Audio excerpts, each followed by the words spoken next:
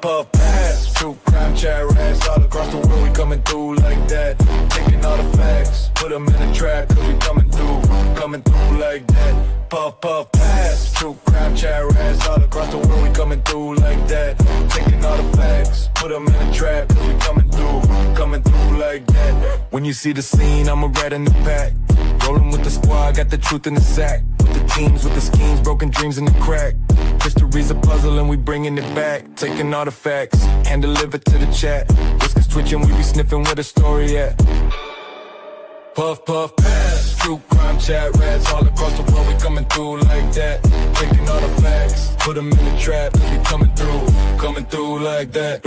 True crime, where we be every night.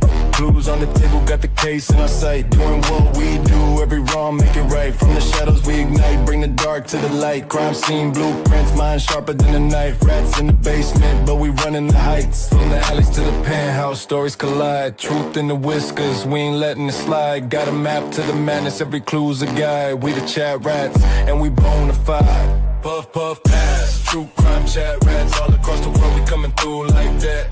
Taking all the facts, put them in the trap, cause we coming through like that.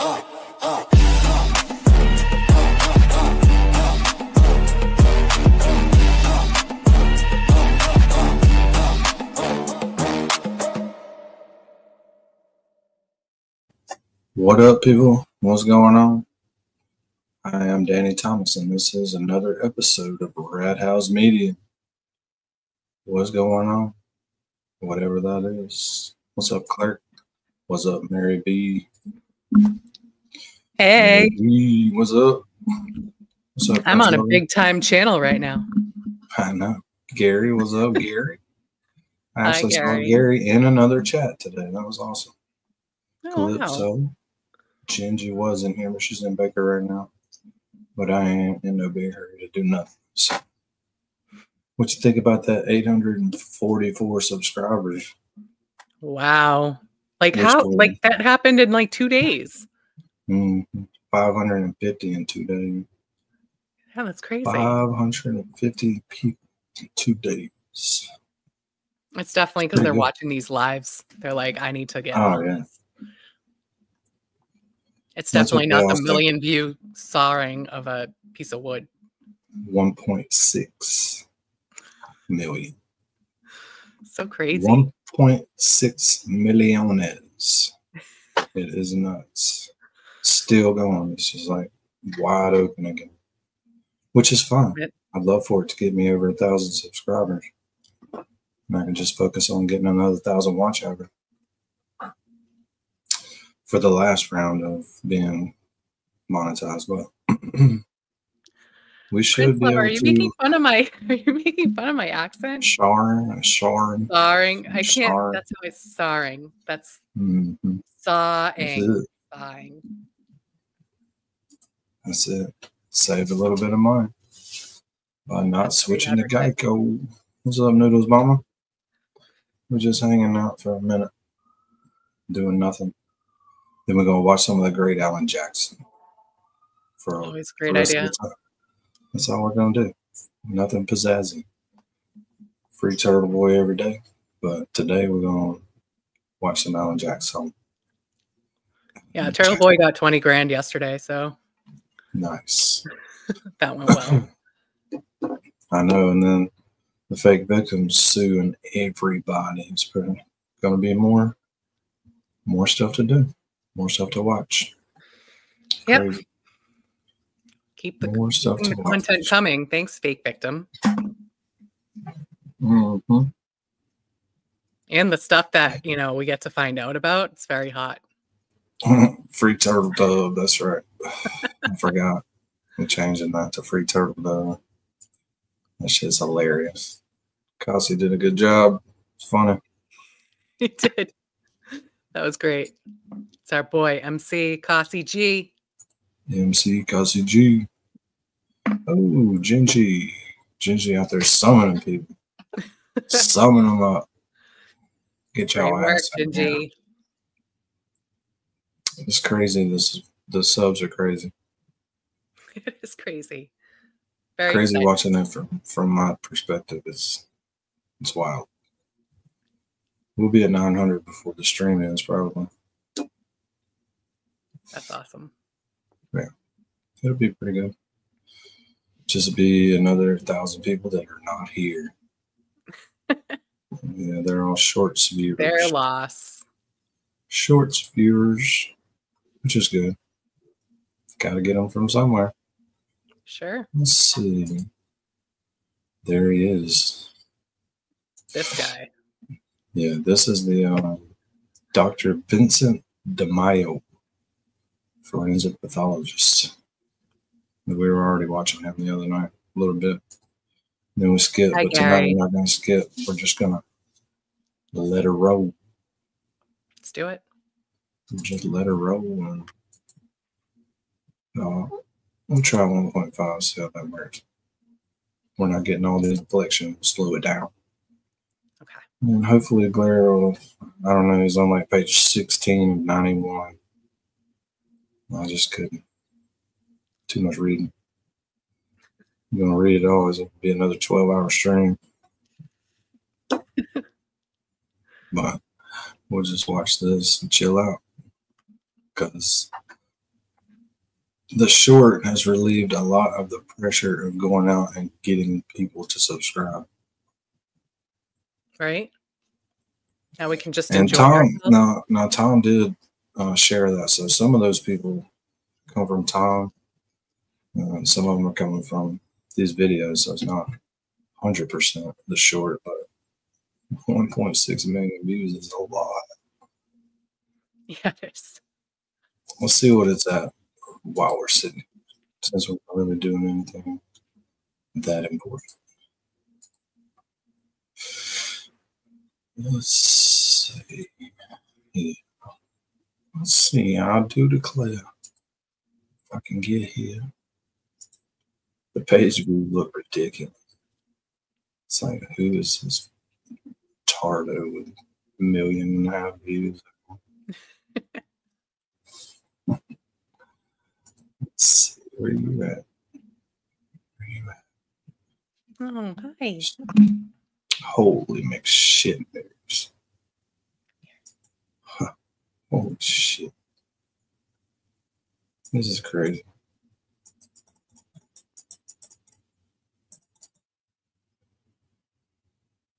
Come on. Gary, I'm not going to help you stalk me. If you want to find out those things, you're going to have to find them out on your own.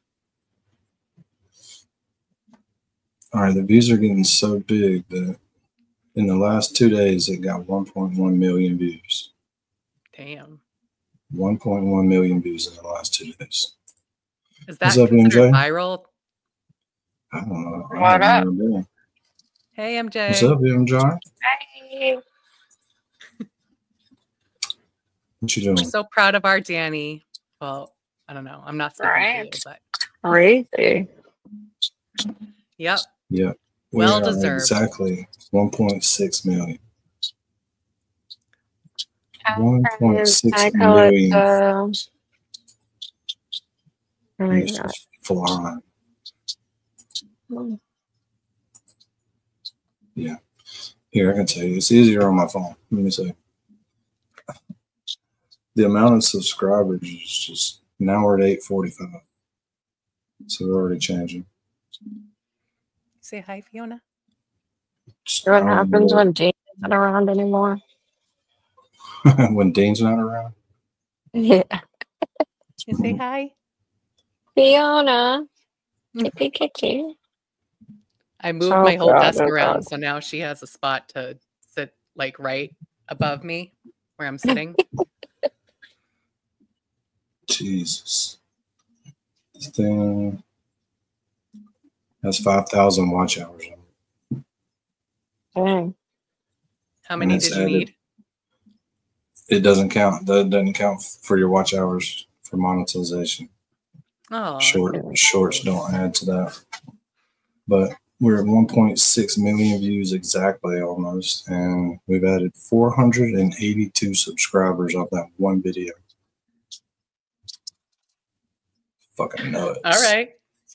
Whatever. Right. Nuts. So, but that's good. What's up, Joe Biffle? Gingy's here. My favorite. Yeah. Lolene will be here shortly. I was just going to say, where's this. my other mother? She's coming. She's coming. Dean said he was going to come by too. So we'll see. Oh, God. We'll see There goes all those subscribers. At least 400 of them. All right. Let's see if we can get back into this thing. This guy's feisty. I like it. Yeah, watch us twitching. I'm having them Alan Jackson withdrawals. So now we can get a little Alan Jackson. Sweet woman. What up? Yes. Nice. Roughly 7 feet. Roughly. Oh, did I say? Oh, it's like Mary B. So that would equal about 7 feet. Then we know with a 22 we can go 6 feet. You're saying that sub-millimeter particles Yes. can travel 6 feet through the air. Yes. All right. Are you aware of studies and publications in the scientific community, some done by your colleagues on this case, Stuart James, Paul Kish, Henry Lee, all of whom have stated, specifically Dr. DeMaio, that sub-millimeter sized particles, or what's considered mist-like particles, based on Stokes' law, can travel a maximum of about 2 to 3 feet, and in some laboratory conditions, theoretically, about 4 feet. Are you aware of that? I'm aware that they have, but it doesn't mean anything because when you shoot living animals on people, this is what you get. These are the results. They were not shooting living animals, and these other distances in 6 or 7 are people. So this is not a theoretical, practical thing. This is not a theoretical thing, shooting sponges. This is shooting living animals and shooting people. And the blood goes that far. So if the blood knows that it came from a sponge, it will travel one distance. But if the blood knows that it came from a live person, for instance, it'll travel a different. What's up, sweet woman? What's going on? Just hey, girl. Chilling out, watching these subs. Tired. What? I'm tired of Gary. Why are you tired of Gary? What's Gary It's harassing me. Oh. Don't Gary's just annoying everyone tonight. Damn it, Gary. You've been doing good. Oh, man. Well, what you doing, sweet woman? Just Tuesday is trash day, so just doing my Monday night stuff. And so does that mean you got to serve as Mr. Sweet Woman every Tuesday? Is that why you call it? No, that's fried dough night. I hear you. That's hilarious. I went back to the gym, so nice. Yeah. So I go at night. So I have like late nights now. What's up, Lolly? Good for you. All right, let's see what this Alan Jackson's about. All right, let's do it. People. We'll do it. Distance based on physics. Well, overall, sponges are not built like people. Sponges do not have blood pressure. Sponges do not have a resistance. Sponges do not have the characteristics of skin or tissue or bone. And the thing is, it doesn't matter what a sponge does. It's what a person does. And these are scientific experiments done on living creatures. It overrules the sponge. Sorry about that. And it overruled. Oh, you don't have to apologize to me. You might want to apologize to George Boyle. I'm sorry, George Stokes. Let me ask you a different question, Dr. Lyle. You said that sponges don't have blood pressure. So now are we to believe that your testimony is that it's the blood pressure that makes blood travel further? No. It's not the blood pressure, but the blood is in blood vessels. Look, a sponge is not a person. You can shoot sponges until the cows come home. What you have to do is you have to shoot this research done in Germany is on living creatures. And what it found was that and what it states is the sponge results are not valid. And they have observations also on living people showing it's not valid. And if you go to scenes and you start doing your measurements, you will find out that blood does go farther. People are not sponges. Sponges are not people. The sponge experiments are nice for demonstrating and teaching the principles, but they are not real. You're aware, Dr. DeMaio, that in that study, when Carger et al. Indicated that backspatter from a suicide victim went 6 feet, they indicated exactly that. Backspatter in total, not mist-like spatter. You're aware of that, correct? Yes, but you're not talking about mist-like spatter in this case. All I'm asking you is whether you're aware that in Carger, and those findings in that one single paper that you're relying on, indicated that backspatter could go 6 feet, correct? Not indicating the size of it. You're aware of that? That's correct. Right. And while, no, I'm going to finish. Let him finish his answer. And you're talking about Dr. Carter, who's an MD, and his institute. It's the only person to do valid experiments. And just because it's one experiment, and just because you don't like the results, it's still a valid experiment. And the other things, shooting sponges, are not. Unless you're trying someone for murdering a sponge, these are the valid. So after thousands upon thousands of pages of articles dedicated to applying Stokes' law to submillimeter particulate matter in backspatter cases, after experiment after experiment after experiment, after your colleagues, not just any colleagues, but people with PhDs who spend their life studying these laws that you don't even know, doctor. You're saying that all of that is invalidated by a German guy who shot a cow in the temple. Yes, because he did valid experiments published in international journals, reviewed. So, I know you don't like the results. I didn't say I didn't like the results, doctor. These results overrule that. I'm sorry about that. Okay. It's like the scientists all thought the world was flat. Then Columbus comes around and finds out it isn't. You mean we should disregard that and keep the world flat because it was only one Italian guy sailing for the Spanish queen? That's not what happened. These are the valid. It goes further. If you go to scenes, which, by the way, your criminalist admitted that she didn't go to scenes of suicides and saw this blood back. I'm hoping, doctor, that you have begun the process of publishing widely to the scientific community that you, in fact, Dr. DeMaio, have found the holy grail of backspatter, and that you and Dr. Carver are saying to the form of the question. Have you let any of your friends and colleagues know that they've been wrong this whole time? It's in my book if they bother. Look, if you don't like it, this is not hard to find. All you do is you get on the computer, you get into a medical library, top backspatter, and within 30 seconds, you will get all these articles. It's not really hard. And, if they haven't got them, I don't know what to say, but these are the only valid research experiments. That's it.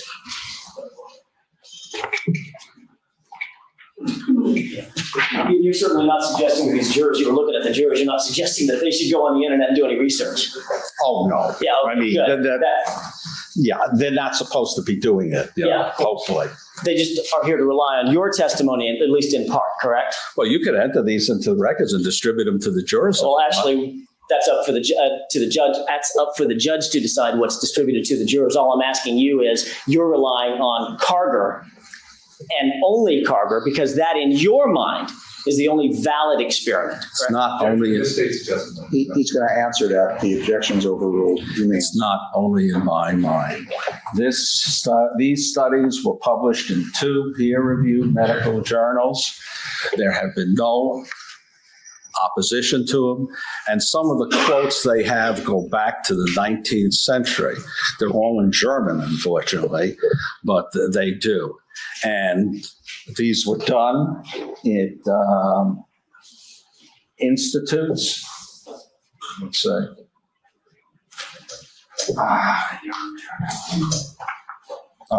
These were done at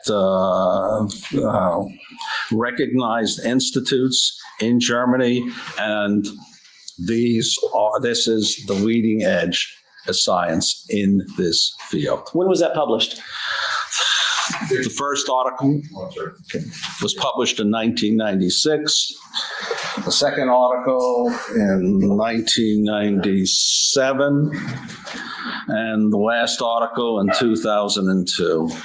And you're aware that a lot of the other articles from your colleagues, et cetera, and books that are published have post-dated that Carter paper, correct? I know, that's nice. But the problem basically is that to recreate is that if you want to challenge these papers, you're going to have to recreate the experimental situations, and you're going to have to shoot living things. And television aside, and CIAS or whatever, there is no money to do research because most politicians don't care about forensic pathology.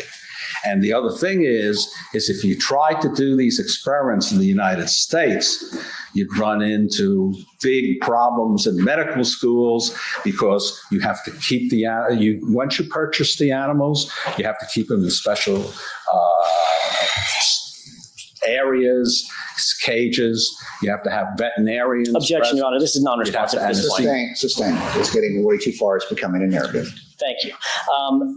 And the final period at the end of this sentence, Dr. DeMaio, is that when they shot the calves, they found the high-velocity backspatter. In other words, the missing-sized spatter traveled a maximum of 4 feet, correct? I have no way of knowing. I do not have to study. He's asking, is that correct? They found right with the cattle, and then they said if the gas effect, the traveling distance would have been greater if the gas effect had been as strong as in men because of because of anatomical differences in the cattle. In the cattle, the gunshot wounds did not split the skin, which they would have in man, and open the wound up bigger. In addition, in the cattle, there's a couple of an inch or two of soft tissue underneath, which would have absorbed the gas. So they said that this effect is good for cattle, but for man, it would be even further. And that's when they mentioned the case from Wyman in 1931, where it went 2.5 meters, and their experience when it went 2 meters. And you're saying not being high velocity backspatter, not being mist-like spatter, but just backspatter in general, correct? Backspatter in general. Thank you, Doctor. Baker, did you just say you just finished a 12-hour stream? Darn. Congrats on the 3 years for sure, Baker. Happy YouTube birthday. It was crazy. I was listening to him this morning. Yeah, me and too. then he got off, and then I was like, wait, he's back again? So I listened to him all day at work. I was at work all day. I only had time to watch my subscribers triple. Yeah. Fucking nuts, dude. Yeah, Baker, my short has 1.6 million views on it.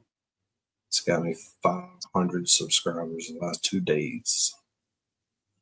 Oh, this is Baker's morning in... damn it, where's Baker from? I forgot. Denmark? Denmark. Yeah, that's what I thought. Knew it was a D. You wish it was a D. I'm not Dean, okay? I'm telling him when you indicated that Netherlands. In regard to the ejection of blood, in one of the documents. What? Your best short has 1,500. What? You gotta get SAR and shit. MJ Baker has the D. He brought it with him. Watch out. Dean will be looking for you. Yeah. It's been the topic of the day. Dakota's too caught up in his games. He wouldn't even notice. My God, he hasn't been playing video games like at all this week, and it's been driving me nuts. And get the games out. Get Many discussions in the coroner's file. Mention was made of the absence of back spatter on the hands of Lana Clarkson. Do you remember that? No, the presence of. You want to take a look at your report? Yes, let me get it. Okay, where are you?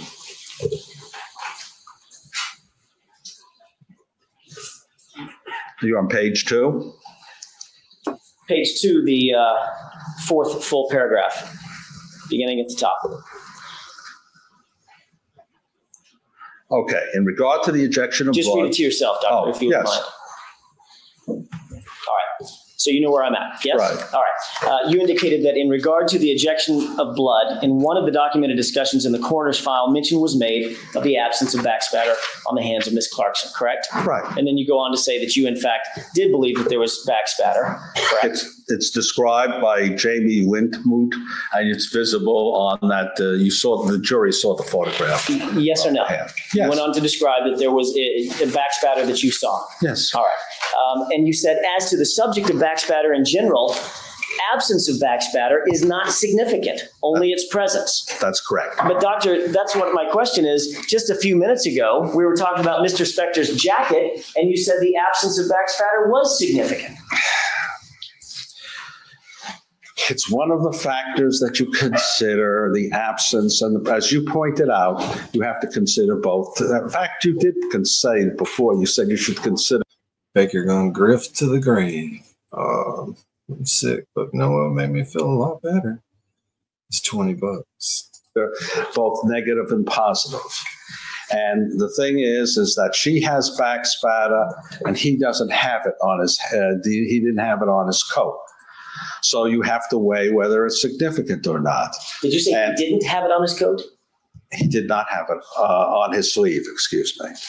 And he had about 15 fairly large non-mist-like spots on his left front. You're sure about the sleeves? I think he had one on the something on the edge, one blood spot on the edge. And nothing else on the sleeves? He didn't have on the sleeves. No, he did not. Nothing else? No. You're sure about that? Yes. On that note, we have arrived at the time to take our recess. Ladies and gentlemen, keep in mind the admonition. We will resume at 9:30. Thank you, Doctor. Return at 9:30 tomorrow. Did you see how fast it went to 9:30? That's nice. Diane G. Crazy. Check out the subscribers to the page now, Diane G. It's a little crazy. I thought I was on the wrong page. I thought I was looking at the wrong channel. That's what I said. I still feel like I'm looking at the wrong channel. Like I've done something wrong. It's real. It's like, holy shit. They're going to let me get away with it. Larry Paul Fiddler, judge presiding. Thank you. The defendant's present with his counsel. The district attorneys are present. The jurors and alternates are present. The witness is. See, maybe it's 8:47 now. It was 8:43 when we were talking about it. That was 20 minutes ago. It just grows and grows and grows. She said that's what she said. Present, still under oath, and you may proceed. Thank you, Your Honor. Dr. DeMaio, good morning. Good morning. Thank you for joining us again. I think when we last left off last night or yesterday afternoon, I had asked you about one passage in your report. I believe it was on the second page, second to the last paragraph, where you indicated, in regard to the ejection of blood, in one of the documented discussions in the coroner's file, mention was made of absence of back spatter on the hands of Ms. Clarkson, and you go on to describe that a bit. And then you go on to say, as to the subject of back spatter in general, absence of back spatter is not significant, only its presence. And Yes, sir. I had asked you if, wasn't it true, Dr. DeMaio, just a few minutes earlier in our discussion, you had indicated that you made mention of the absence, or what you consider to be absence, of back spatter on Mr. Spector's jacket, and you did think that was consistent. Do you remember that? Did think it was consistent. How much do y'all miss listening to Alan Jackson every day? I miss it so much. It's How nice much missing what? Missing on Alan Jackson every day. I know. You should put his voice on like audiobooks. Yes. Yeah. And listen to that all day. And we're about to listen to about 6 hours of trial testimony from him. Is what we're about to do. Yes. Okay. Because it was present He really gets on over Ms. Ms. Clarkson's hands. You have to check, you have to correlate the positives with the negatives. You don't consider anything in a vacuum. Okay, so when you got to Miss Clarkson's hands, and there was not to use your word, a copious amount of blood on her hands in the form of backspatter, you indicated that's not significant. Only its presence would be significant, correct? Yes. But when it came to Mr. Spector's jacket, you indicated that the absence of backspatter, in your opinion, was significant, correct? Yes, because you're comparing the two things. One has backspatter and one doesn't have backspatter. And so you're not considering it isolated in a vacuum. So is it your testimony that, well, let me ask it this way. Isn't it true that in your mind, if it benefits Mr. Spector to say that the backspatter is significant, you'll say that? If it benefits Mr. Spector to say the backspatter is insignificant, you'll say that, depending on which way it benefits Mr. Spector. No, sir. What I'm pointing out is that when you consider all aspects of the case, the intraoral wound, the backspatter, the gunshot residue, and the tissue, then this indicates that the gun was in the hand of Miss Clarkson. And there's no other evidence that it was in any other person's hands, and there's no evidence that it was in Mr. Spector's hand. And of course, you indicated that, well, by the way, there's no evidence that it was in Miss Clarkson's hands either. Yes, sir, there is. In your opinion, what is that? The evidence is very simple. This is an intraoral gunshot wound. There is backspatter on both her hands. There's copious gunshot residue on both hands. There is tissue on both arms. And then when you assemble all of these facts, you put them together, this indicates that she had the weapon in her hand, and there's no evidence that anyone else had a weapon in their hand. You said that the first thing out of your mouth, once again, when talking about what your opinion is based on, is the fact, the statistic of intraoral gunshot wounds, and the fact that this, in fact, was an intraoral gunshot wound, correct? I think you don't understand how physicians work. When a person comes in with a fever, Objection, this is non-responsive, Your Honor. Was the first thing you said intraoral gunshot wound, and therefore that plays into your opinion that she was holding the gun? Yes, sir, because okay, and that's in a your fact. mind, doctor, yes or no? Yes, sir.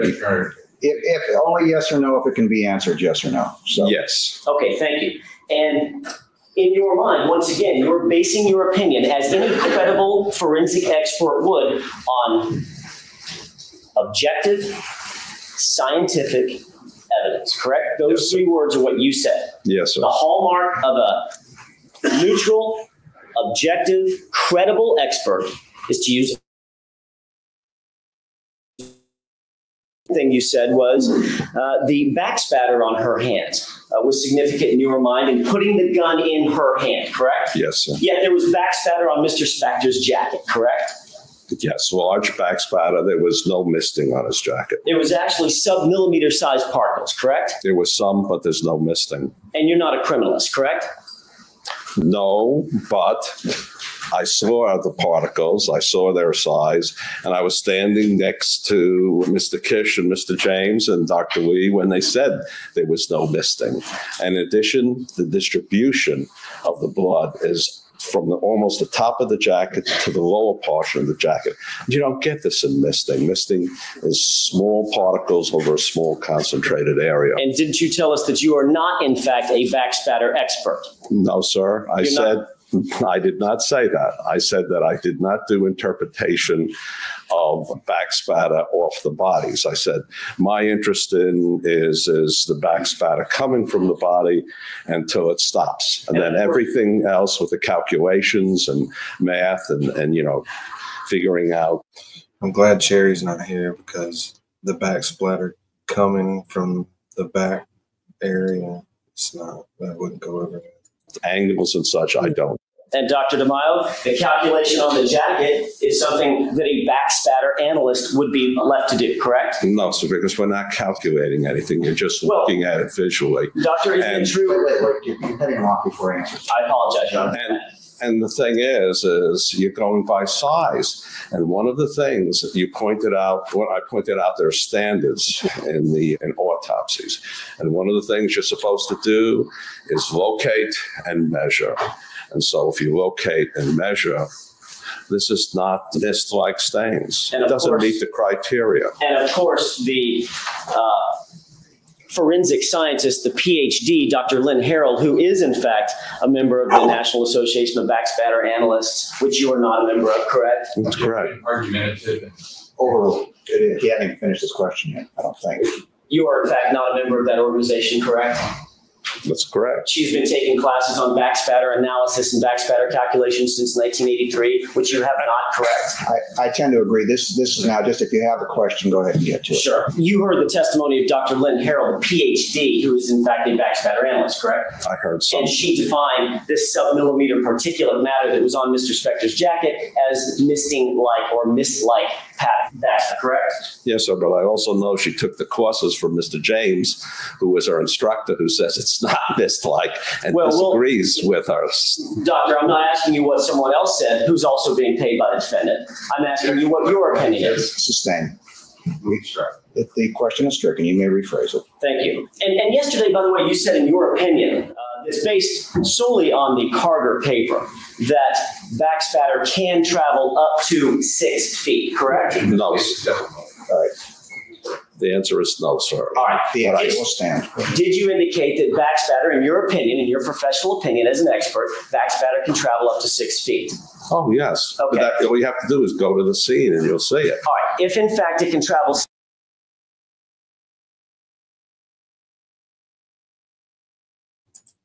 A lot of You're muted. traveling talk. I was muted. I was. That's a lot of backspatter talk.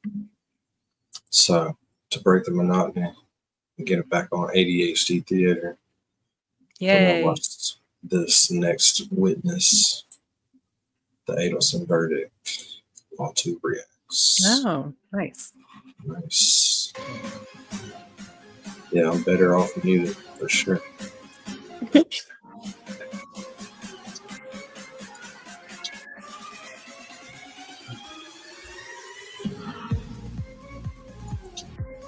It took less than a day. As a matter of fact, the timer is showing 3 hours and 22 minutes. Could have been less. Is that her video with the music? Less than that, even.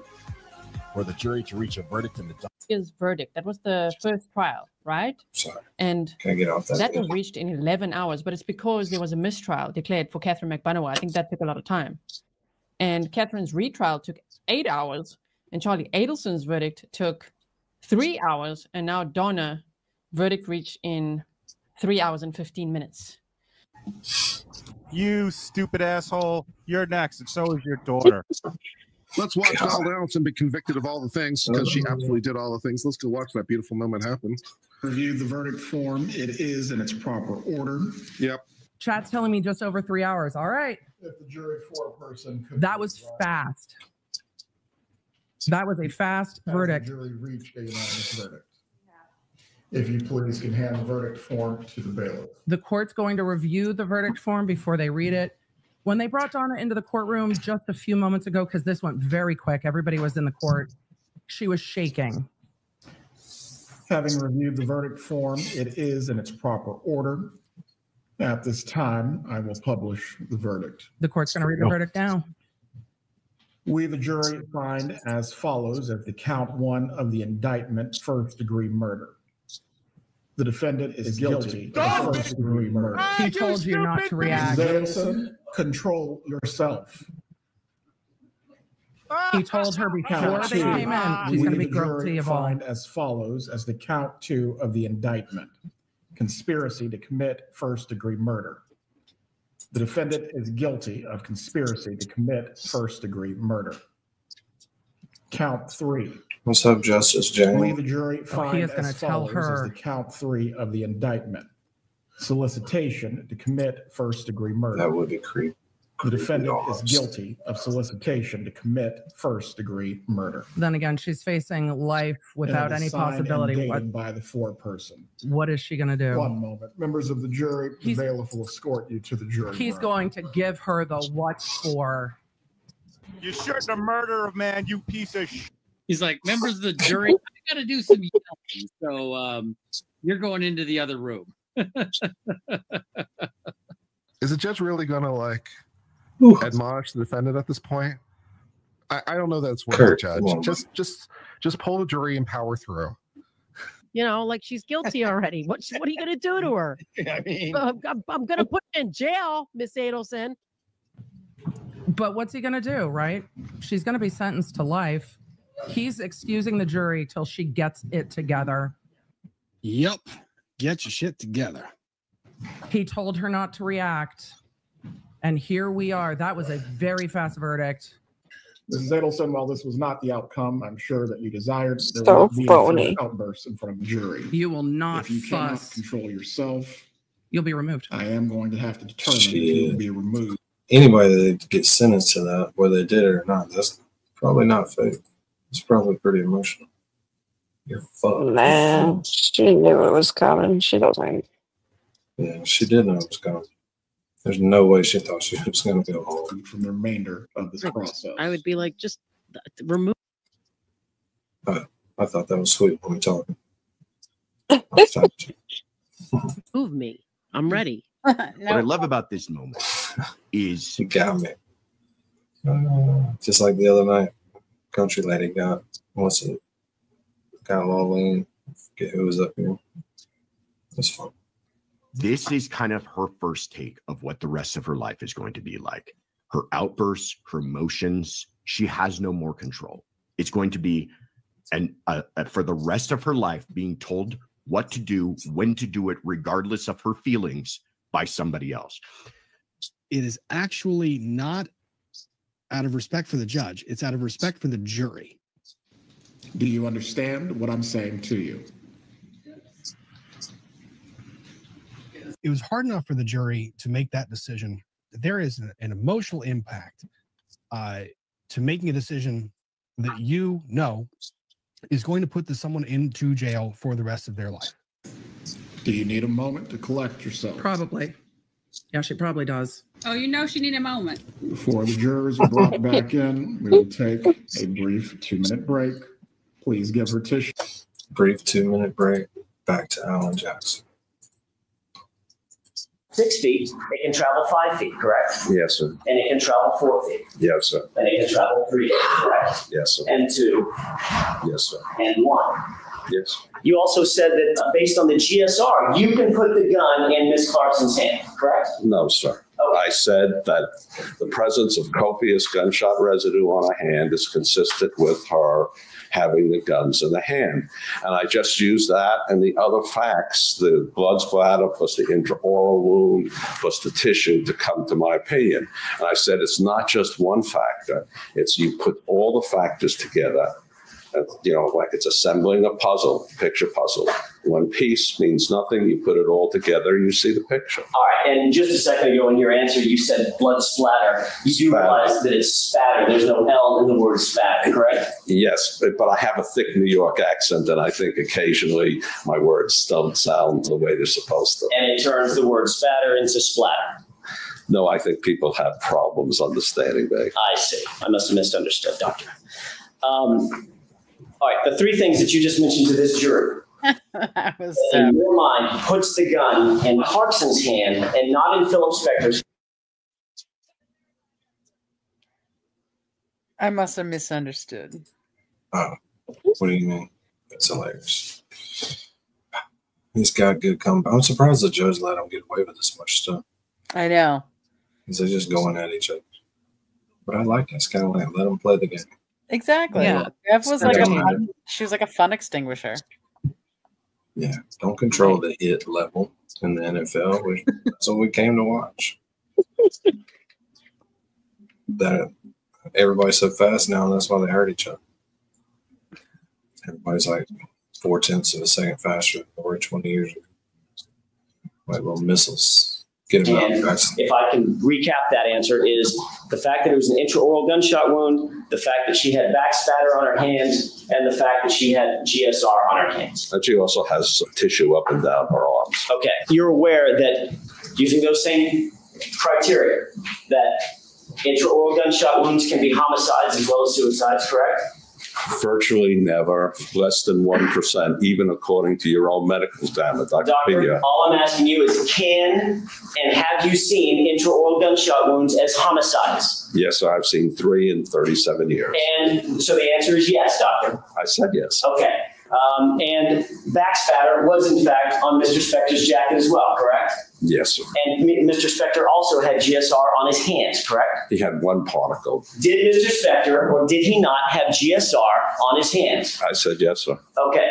And in fact, you told us yesterday, you told this jury yesterday, that the GSR in Mr. Spector's hands is also the use of words consistent with him firing the weapon. Sure. Any gunshot residue is consistent with the person firing the weapon or handling it. So the answer is yes. The GSR on his hands is consistent with him having fired the weapon. Yes, sir. But she's got much more copious, and therefore the copious gunshot residue is more significant than 1, because 1 can easily be a contaminant from either the air, from being handcuffed, or from being in the back of the police car. And it also can be removed by the lapse of time, correct? Yes, depending on the size of the particles. It can also be by washing the hands, correct? If you have any evidence of washing the hands, which there is no evidence. Oh, we'll get to that in a second, doctor. But you know there's no blood in the blood traps. So you're just speculating when you say that. Sir, you're starting to go on way beyond what the question calls. Sorry. Please don't volunteer. Thank you. Thank you, Your Honor. It can be removed by washing hands, correct? Yes, sir. It can be removed by wetting hands, correct? You have to get all your gunshot residue off. Usually you have to vigorously wash the hands with soap and water. Correct. So if in fact you just wet your hands, you might still see a couple of GSR particles after wetting your hands, correct? You might, yes. And of course you found, or you're aware that a couple of GSR particles were in fact found on Mr. Spector's hands, correct? Only 1 specific particle was found. 1 unique particle, doctor? Yes, sir. Correct. You can use different terminology, different labs. And 1 consistent particle, correct? And 1 consistent, which means you're right, yes. And you're aware of what time Mr. Spector's GSR analysis was taken, or the sample was taken? It's a few hours later, yes, sir. It was actually 2 hours later, wasn't it? Right. All right. That's 2 hours. And the passage of time can, in fact, remove GSR from someone's hands. 2 hours should we should only use maybe a couple of the larger particles, but there should still be gunshot residue in 2 hours. You can get it out to 6 hours, easy. And yesterday when you were talking about the GSR, and I think we covered this yesterday, but since you brought it up again, I'll ask you to follow up on that. Yes. Yesterday you indicated that to the jury that the GSR, in your opinion, was consistent with Ms. Clarkson having fired the weapon, correct? Yes, sir. You're aware that when she was shot, she was immediately incapacitated, correct? Yes, sir. You're aware that the cloud of GSR that would have covered her would have basically gone out in the cloud. I think you said GSR can sometimes travel, I think you said 30 feet out of the muzzle, correct? The studies conducted in Czechoslovakia have shown that gunshot residue from the front of the gun can go up to about 30 feet. Obviously, it didn't go out. In this case, the gun is in the mouth, so that's not. Going to the side, it can go 8 meters, which is about 24 feet. Going backwards, it can go about 9 feet. You're familiar with the Journal of Forensic Sciences, correct? Yes, sir. I was an editor on it, don't forget. Okay. On the board of editors, excuse me. So that is a journal that you would consider to be a reputable journal in the industry? Yes, sir. Back in 1976, are you aware that J. Andrasko, that's last name is spelled Andrasko, a PhD, submitted a paper in the journal called Detection of Gunshot Residue on Hands by Scanning Electron Microscopy? You aware of that? No, sir. Are you aware of whether or not Dr. Andrasko, I believe it's pronounced Andrasko, I apologize, doctor. Are you aware that Dr. Andrasko published findings concerning the test firing of a weapon and the subsequent GSR results on a person's hands? No, sir. I don't know the article. I can't be aware of what he published in it. This is just a foundational question. I just want to know if that rings any bells. No, sir. All right. Are you aware that in a paragraph called influence of rinsing and wiping the hands, he indicated...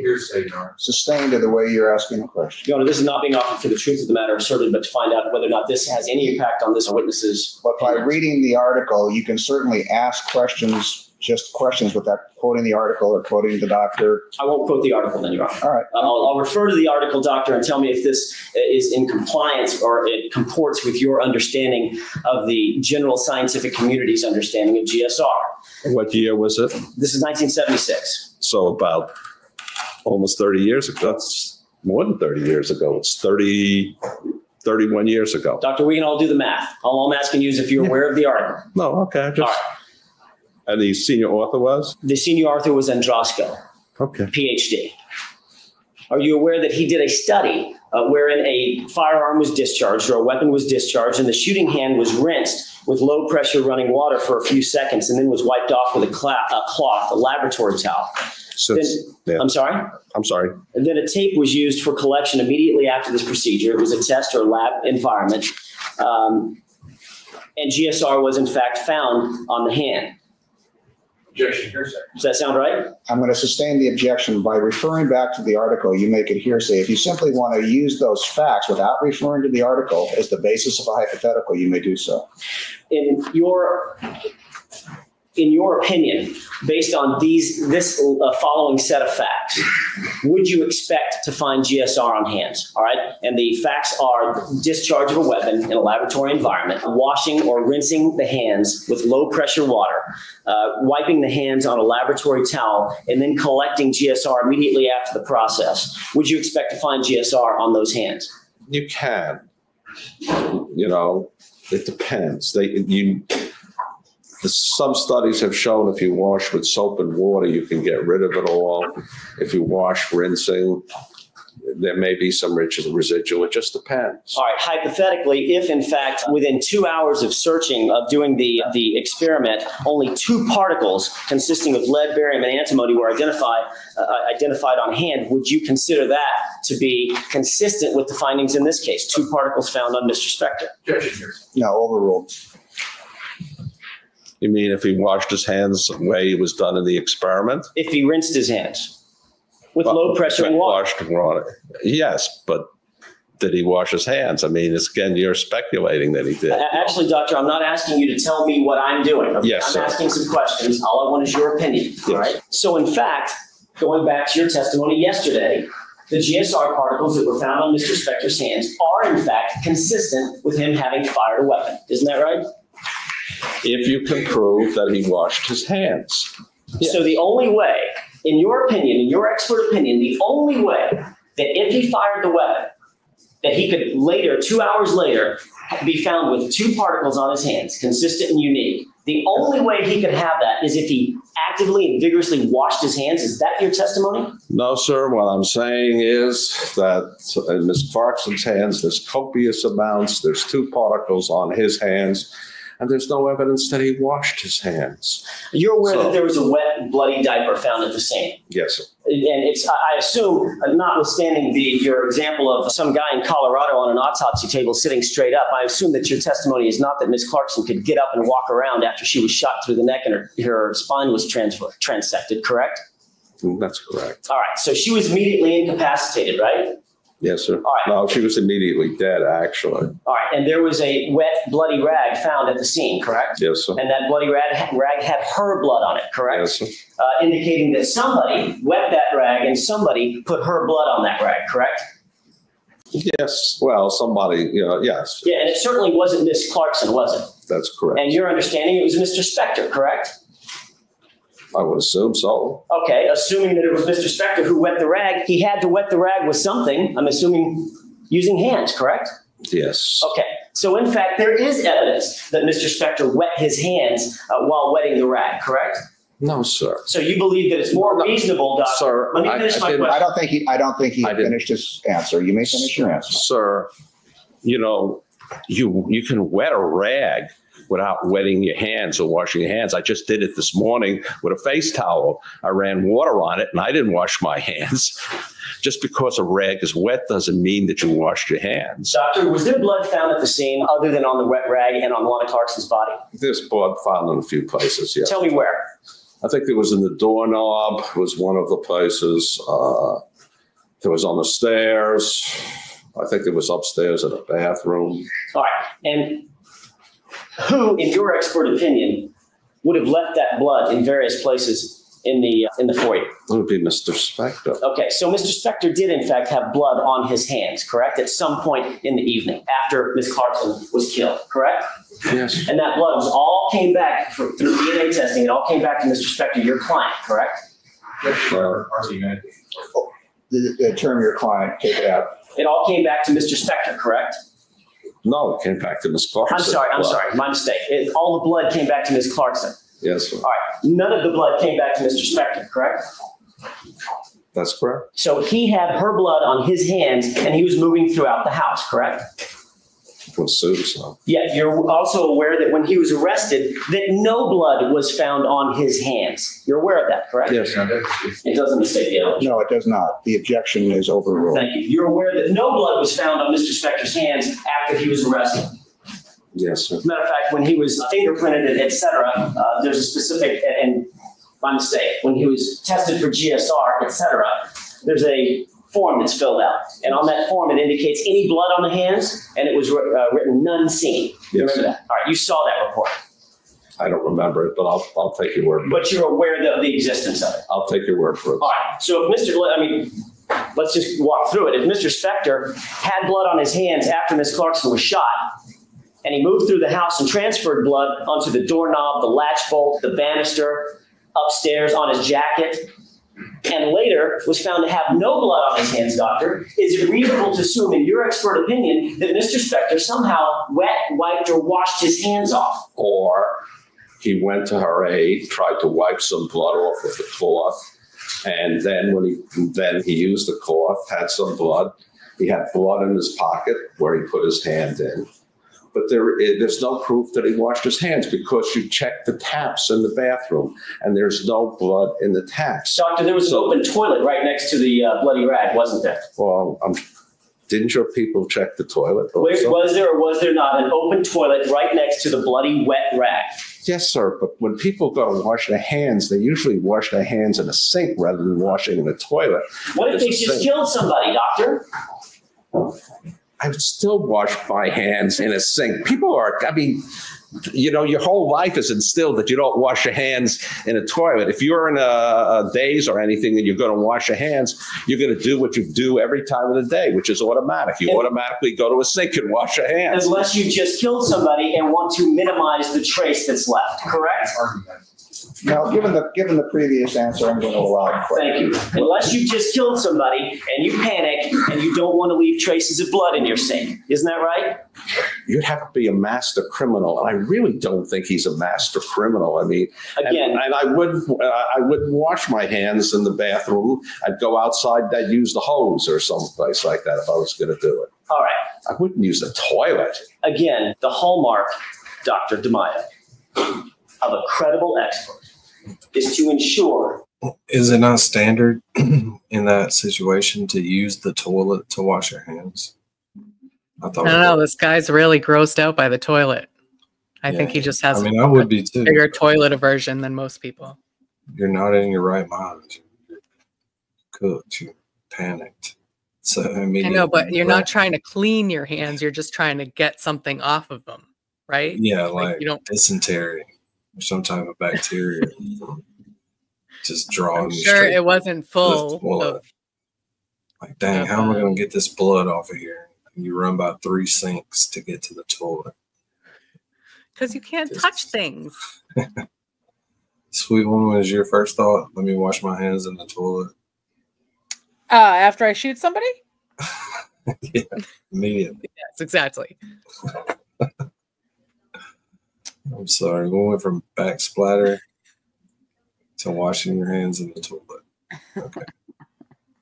I don't know. If I was experienced at shooting people, then I think that I might know to do that. But like, if it were me, I'm dumb. I'd do some dumb shit like I would probably grab some like gasoline or something.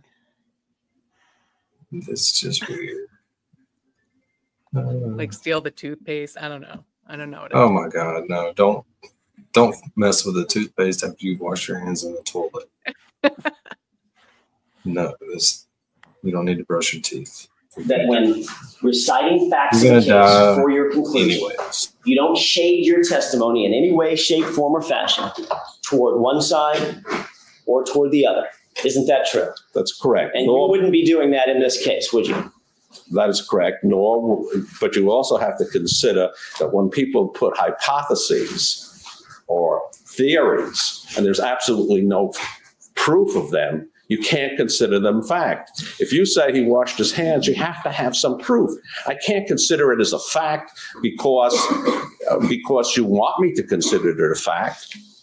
There is no proof. If the wet rag, in your opinion, is not proof that he wet the rag.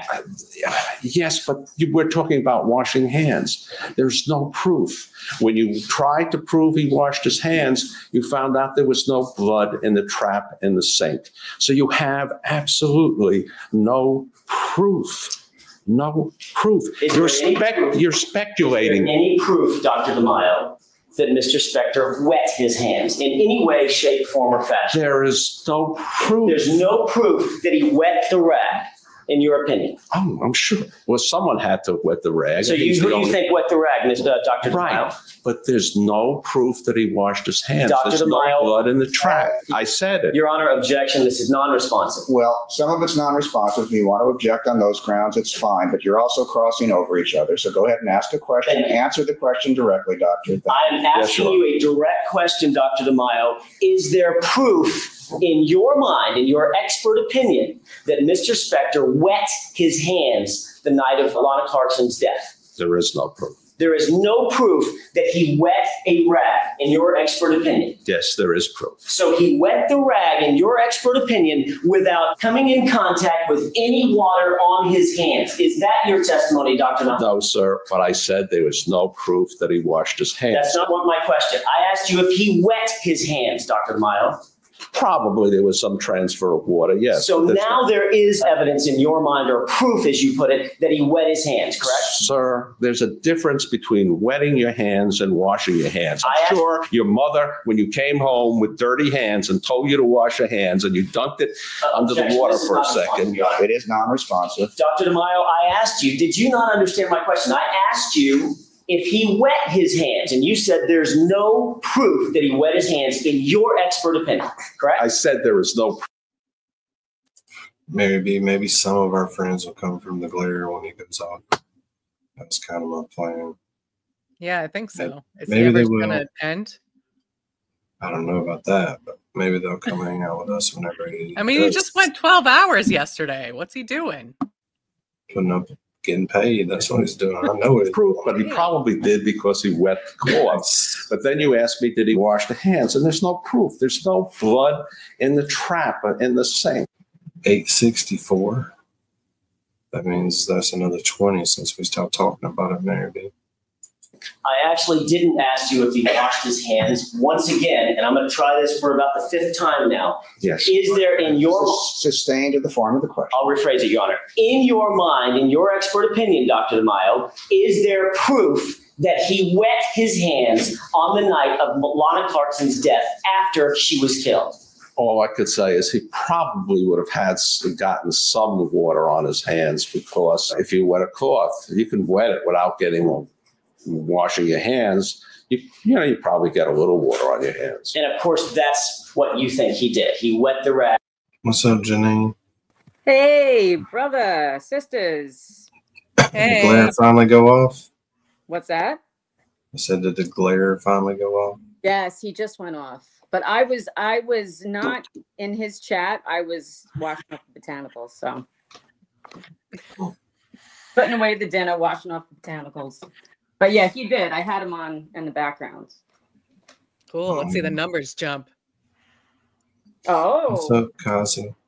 We're just watching some Alan Jackson. People are here regardless. But yeah, maybe. But there are a few. Boss Rat caught a few. Yeah, it's cool. I've been He always does. I've been in glare since away he with went it. live. No, you do. I know you do that. I can't 2-time. I'm not a 2-timer. Kasi G's gonna start indicting people. When I'm here, I'm 100% present. That's my policy. Oh well, I'm not usually. That's true. Like I said, I've been watching Glare the whole time. Yeah, it was fun. It was funny. He's like, here, kids, watch a video. It was funny. It was interesting because it became like this whole discussion about like relationships and sex and lust and love, and then Grant Smith. But that's Glara's chat, so it was fun. Yeah. It was fun, but I got caught up in it. I was like putting away my dinner, and then I was like, oh shit. And it was like, hopefully some more people will so then I come ran out up to to Salad walk up Jack's. Mechanicals, and now I'm here. So What's up, Lolling? Hello, hello, Rats. Hi, Laleen. What's up? But I know it's the funniest thing is when we're on stream, and then especially with Teebs, like I'll look down and I'll see Danny's like, hey, this one, hey, that one. He's like sitting right in front of me. I'm like, how are you doing that? He's very talented. I'm everywhere. He's a multitasker. Yeah. So this He's guy, huh? stalking us all. So what are the subs at? Hey, Lauleen. What are the subs at now? Tom CPU. Oh my God, the guy is just a king. So he. It doesn't really. Tom got us like 3. Out on Twitter, right? The other night. Yeah, he got us like 3. Says it's at 800. It's yeah, at it's 800 now, but they're all from that cutting shit. It's all from the short. The saw. It tracks it so I can see where the subs come Tom from. says you'll be at 1,000 by Friday. Yeah, I know because the short is going to make me at 1,000 by tomorrow.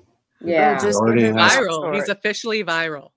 Yeah. Yeah, but I think it was people. very nice of Tom to do that. Oh yeah, super nice. We need them from wherever. Well, those people will actually come to the lives. The shorts people are not going to come to the lives. Yeah. Yeah, we need people in the But lives. Terry was also Yeah, dropping the link in Glara's stream last night, so that was nice. Yeah, too. she does that. She does, which is awesome. Misty, I've gotten 500 subscribers in the last 2 days. Oh my God. From the short. Yeah, because the last time one. Go for it. The last time we streamed, we got to 400 by the end of the stream. Right. But ladies, now y'all we're know back what this and it's means, doubled. right? Right, and then we got it's like 1,000 views, which is craziness. It means Danny's going to start paying us for our appearances soon. Our Yes, I do have a fee. Appearances is I'm the gonna have to operative word, insist. the appearance. I hope so. It's not an interview; it's an appearance. I'm kidding. I hope so. On We'll his see what YouTube happens. presentation. We'll see. It's a Alan lot. Jackson's Run really this just thing now out getting on this every dude's month. nerves, Lolene. Just now? Oh, As he's really getting on his soon as he nerves took now. the stand and started that cross, I have a feeling this was not the first time that. But he he's has given gone up a little against bit AJ now. before. Is He's his given face up a like little going bit. nuts yet? Yeah, it's starting to. That's what I was talking about. It's like progressively gets faster and faster. Yeah, like it started with his eyebrows. By the end, his chin, his cheeks, everything's going crazy. Yeah, But he's look at his posture, and I noticed this the other night when we were streaming. You know, when you're confident, you can tell. Like if you watch, especially political but presidential interviews, they're upright or leaning forward. Those are two alphas. When you see one person is upright or leaning forward or slumped back, this is the an sub, ego and then battle the here. the dom. You know what I mean?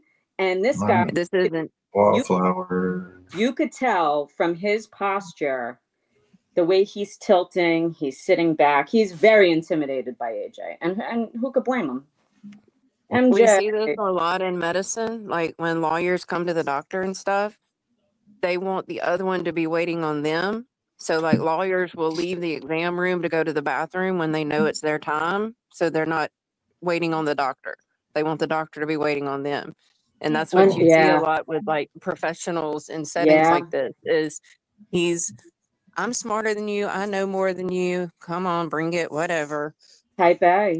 Yeah. I see that in driving. When I moved to Connecticut, the first thing I noticed, and you know, any of my massholes who drive in Connecticut regularly, I think we've had this discussion in voice chat before, but for a different day, it's the hierarchy of luxury cars, which is fascinating. But the body language of drivers in Connecticut versus like New York, which is what I'm used to, Jersey, which is what I'm in sometimes, and then Massachusetts. Connecticut drivers are so entitled in Fairfield County that they don't wait for you. If you have 5 feet, they're going to jut out because they don't have to wait for you. They're all entitled. Most of them are type A. They're wealthy. They give you a look, and there's an interesting thing that I've pointed out. Hold on. You were way off subject. But they gesture and they say, no, you can go. To Lauline's point, though, you can go. They're allowing you to go, and then you have to submit. So it's very interesting, and there's a lot of lawyers and doctors. So Lauline, I get what you're saying. Yeah. But back to the tilted guy. Brother, it's tilted without getting any water or any substantial amount of water on his hands, because there is no proof that he washed his hands. Your people took the traps apart in the bathrooms, and there's no blood there. And of course, it's impossible in your mind that he would have used the open toilet 6 inches away from where the rag was found. Correct? Well, Is it impossible? Nothing is impossible. So it is possible that's what he used. Anything under the sun is possible, but it's not probable. People work mostly by instinct, and especially if you consider that they had done something really serious wrong. They're not sitting there and thinking of traps. I'm sure that most of the jury never even thought of checking traps. Well, maybe they saw CSI and they did, but traps looking for blood. Well, Dr. DeMaio, let me just ask you this. How many people have you shot and killed? Oh, I'm afraid not. Haven't killed anyone. Right. So you have no idea what goes through one's mind when something like that serious happens. No, but I've seen a couple of thousand people murdered, and I've seen how people react, and most people panic because people are not cold-blooded killers. And when someone panics, it might be reasonable for, I don't know, take a rag and dunk it in the toilet, correct? People work by instinct. People will go. The problem is you're introducing. Lauline, not to stop the show again, but we just passed the point where he was upset that Alan Jackson insinuated he dunked the diaper in the toilet and then washed his hands with it. Yeah. So as his first instinct, like, let me walk by all these sinks and go over here to the toilet and wash my toilet. He put a gun in a lady's mouth before, so he could have thought this through. Yeah, he could have. But he went straight to the toilet. He just can't. Non-responsive. Let's move back to your report, Doctor. I'm sorry, jurors. Yes. Your Honor, can the witness speak closer to the microphone? Oh, I'm sorry. Not those. Those don't go to the jury. This one, sir. Maybe if you use this microphone, pull it up. Oh, okay. I didn't realize. I apologize. Okay. Let's get back to your report, Dr. DeMaio. One of the things that you mentioned in your direct testimony yesterday, Doctor, was about taking a history. It's important. I mean, you explained to the jurors that it's important for a forensic pathologist, just like it's important for an internal medicine doctor, to take a history, a medical history. And you talked about how you did that utilizing Lana Clarkson's medical history, some of the history in her life, including emails, that is not necessarily about medicine. And then you talked about her career a little bit. I want to ask you about that. On the third page of your report, page 3, the second full paragraph, you posed the question, why would Ms. Clarkson have shot herself? And that's how you introduced that paragraph talking about her history, et cetera, correct? Yes, sir. How many people were in the room, to your understanding, when Ms. Clarkson was shot to death? Ms. Clarkson, based on the physical evidence, several feet away would be Mr. Spector. Why do you say several feet away? Due to the blood spatter and the widespread distribution of it. It's going from the top to the bottom, and you've already indicated it's gone a far distance. It's spread out. It's not concentrated in one small area. As a matter of fact, you're aware that the blood spatter on his jacket came from about mid-breast to about below the pocket level of his jacket, correct? 2 feet. 2 feet. 2 feet total from top to bottom vertically, correct? Right, and which means there's widespread dispersion. It's not all concentrated in a close area, but it's spread out. And of course, you're not a blood stain pattern analyst, correct? No, sir, but I've seen blood spray come out of bodies at seams and on clothing. Actually, you can tell it's when it's widespread dispersion. Okay, and I'm sorry, we sort of did a double negative. I asked you if you were not a bloodstain pattern analyst, and I asked correct, and you said no. Let me ask that again. Are you a bloodstain pattern analyst, just to clear up the record? No. Okay. You posed the question knowing that there were two people in the room when Miss Clarkson was killed, correct? You posed the question, why would Miss Clarkson have shot herself, correct? In your report. That's a rhetorical question, right? Right. All I'm asking is, did you pose that question or did you not, Dr. DeMaio? And of course, you didn't pose the question, why would Mr. Spector have shot the victim, correct? Because by that time, when I wrote the report... First of all, I need an answer to the question before you explain it. Did you or did you not put in your report the rhetorical, as you put it, question, why would Mr. Spector have shot the victim? You didn't put that in your report, did you? Because that was not the section of the report that I was addressing, the material having to do with Mr. Spector. Okay. I was addressing Ms. Clarkson at that time. Doctor, this is a 4-page, make that 5-page report. Can you point me to the place in the report where you indicate the rhetorical question, why would Mr. Spector have shot Ms. Clarkson? I didn't. You didn't put that in your report, did you? I didn't put that in the rhetorical, because by the time I had written the report, I had reviewed all the material, and based on the fact that it was an intraoral wound, the gun splatter, the tissue, and the gunshot residue that was in her hands, and therefore that he did not fire the gun. So you therefore, why put a rhetorical question to something that did not happen? So in other words, you had already reached your conclusion at the time that you wrote the report. Well, yes, of course. Okay. Just making sure, Doctor. Would it make any difference to you in reaching your conclusion who the other person in the room was? If, in fact, you find a dead woman in someone's foyer, would it make any difference who the other person was? Mother Teresa or Charles Manson? Objection, Your Honor. Argument. Overruled. If the physical evidence showed she shot herself, no. You would just ignore who that other person is and any history behind that person, correct? No, sir. What I said is if the physical evidence showed she fired the weapon, then what does it matter if even you were there? And you indicated that, in fact, Dr. DeMaio, the physical evidence that you're relying on, for instance, the GSR that you rely on, is consistent with Mr. Spector having fired the weapon, as well as blood spatter being on his jacket is consistent with Mr. Spector being in the vicinity of the fired weapon, as well as intraoral gunshot wounds can be and have been homicides in the past, correct? Sir. Yes or no, Doctor? Yes, sir, but Thank you're you. not, never mind. With regard to Ms. Clarkson's medical history, you indicated in your report that, and I think you may have mentioned on the direct examination with Mr. Ford, that you based your opinion in part on the fact that Ms. Clarkson was, in your mind, depressed and was taking medication for antidepressant, correct?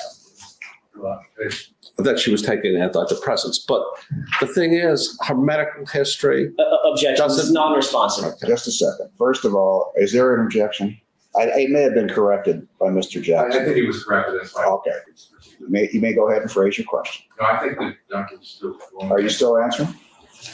If so, I've forgotten what the question is. All right, so let's go on. It's important, obviously, Dr. DeMaio, for any physician to take into account the truth of what the medication, any medication that someone has been prescribed, the truth about what it was prescribed for, correct? Yes, sir.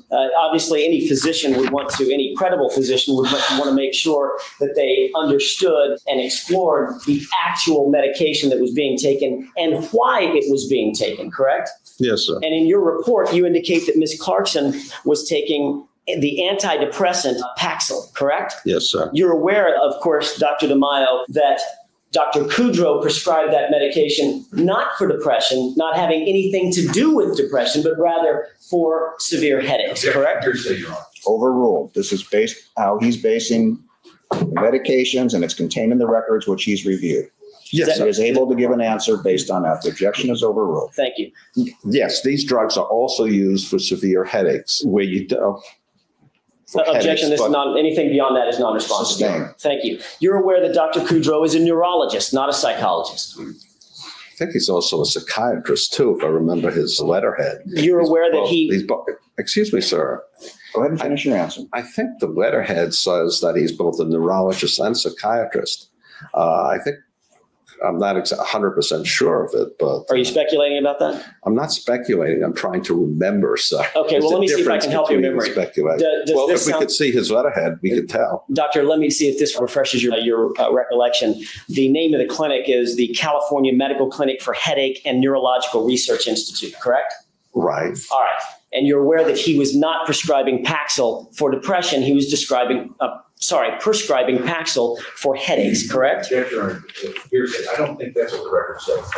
I have reviewed those records at an earlier time, and I believe they are, and that is in the records. If I'm wrong, then we'll correct it at a later time, but the objection's overruled. You're aware that, in fact, the records do indicate, Dr. Kudo's records specifically indicate that he was prescribing Elevil and Paxil for headaches, correct?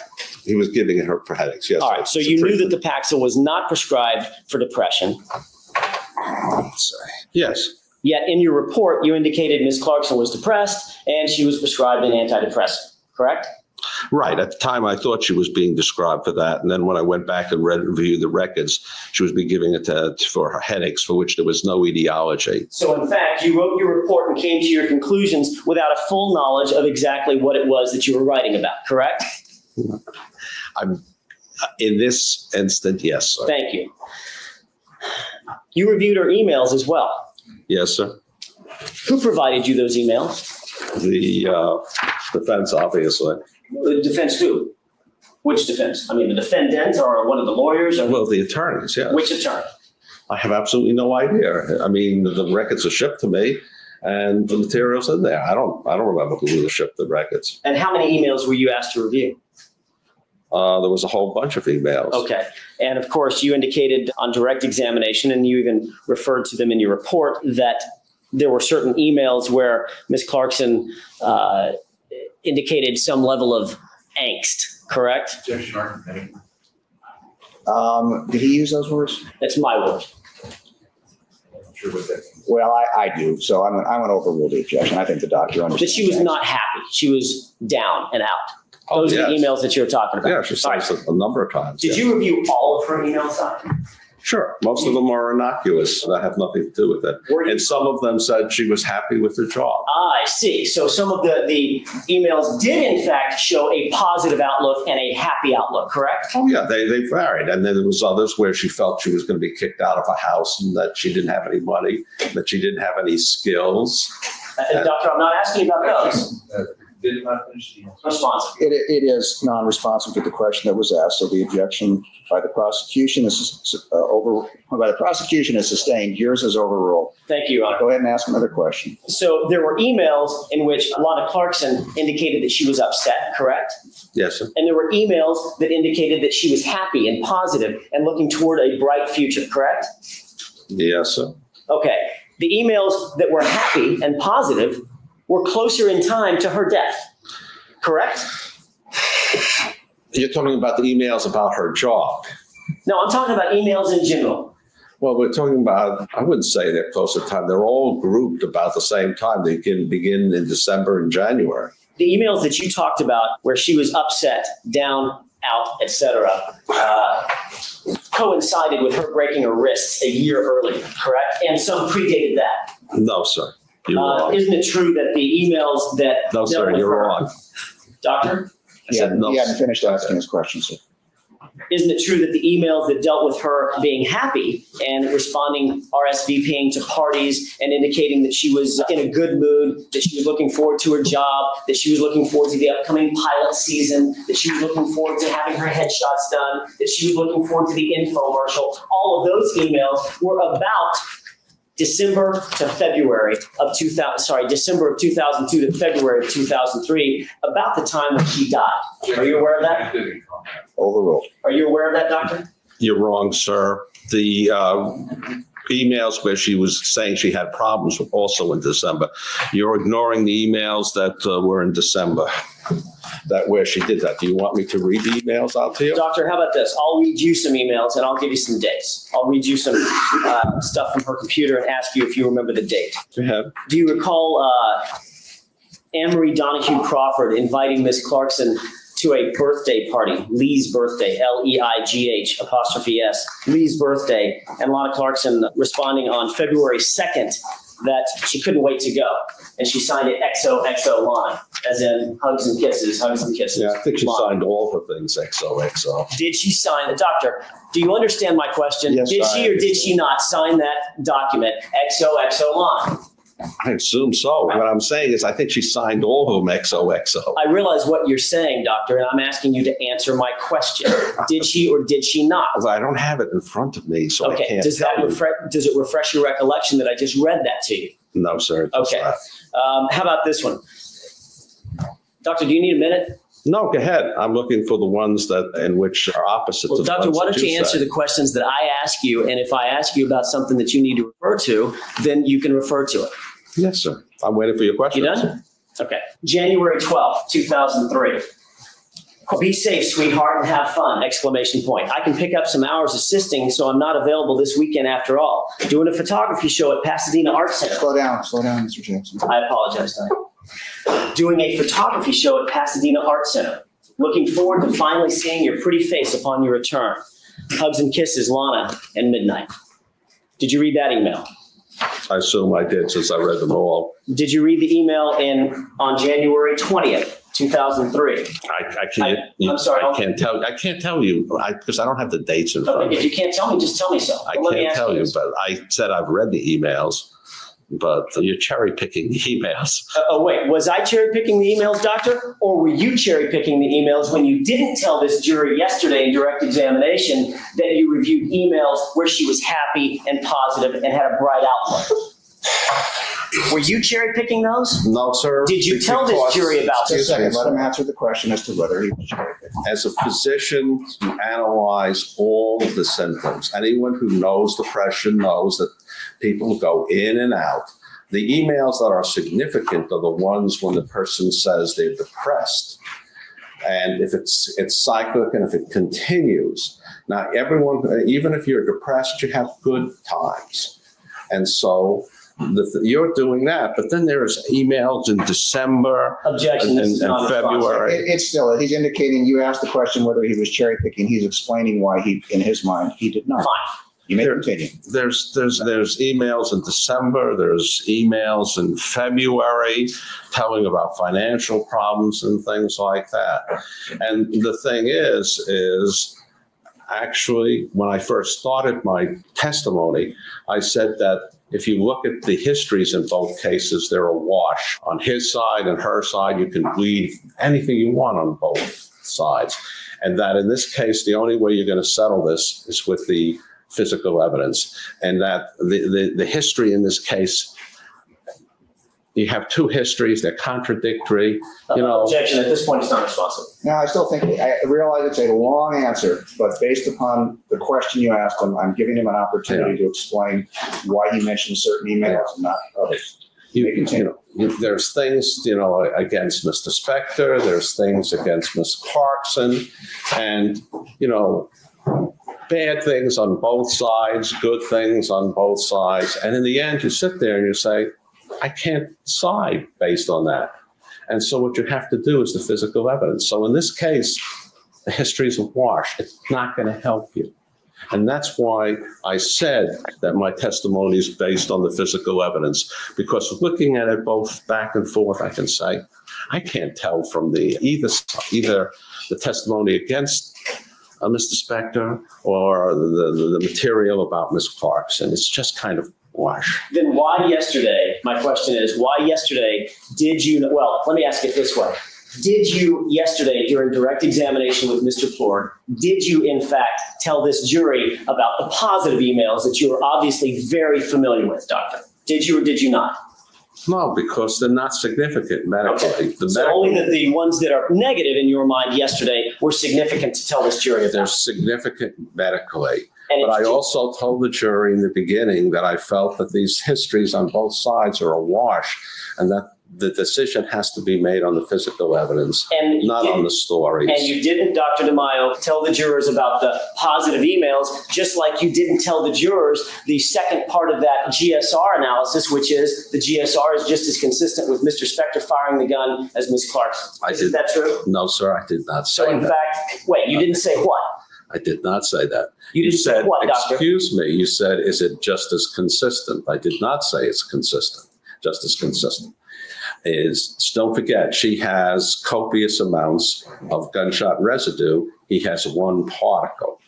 Therefore, you asked me, is it possible for someone to fire a gun and just have 1 particle? And I said, yes, but I did not say it's just as likely. And yesterday, it required me on cross-examination to ask you, because you didn't inform this jury that it was consistent. The GSR that was found on his hands were consistent with him firing the weapon. Just like today, you didn't, or yesterday, you didn't indicate to this jury that there were positive emails. You only indicated that there were negative emails. Isn't that true? It was that your testimony. Overruled. What's up, Lord J? Lolene, you see the face getting worse. I've been paying attention. I swear, though, there comes a point during all this that the camera guy, like, you see less of his jacket and tie. Like, he zooms in because he's, like, fascinated by it, too. He's just getting after it. That's how I can tell his level of annoyance is growing.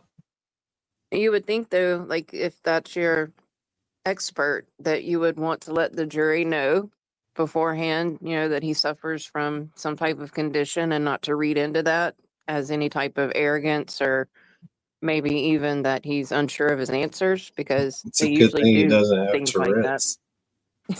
It But might don't be you a think form that of that's Tourette's, honestly, anxiety? because not all Tourette's is verbal. Yeah. Yeah, it But could be. Lolene, It don't you looks think like a that that's side effect of medication to me.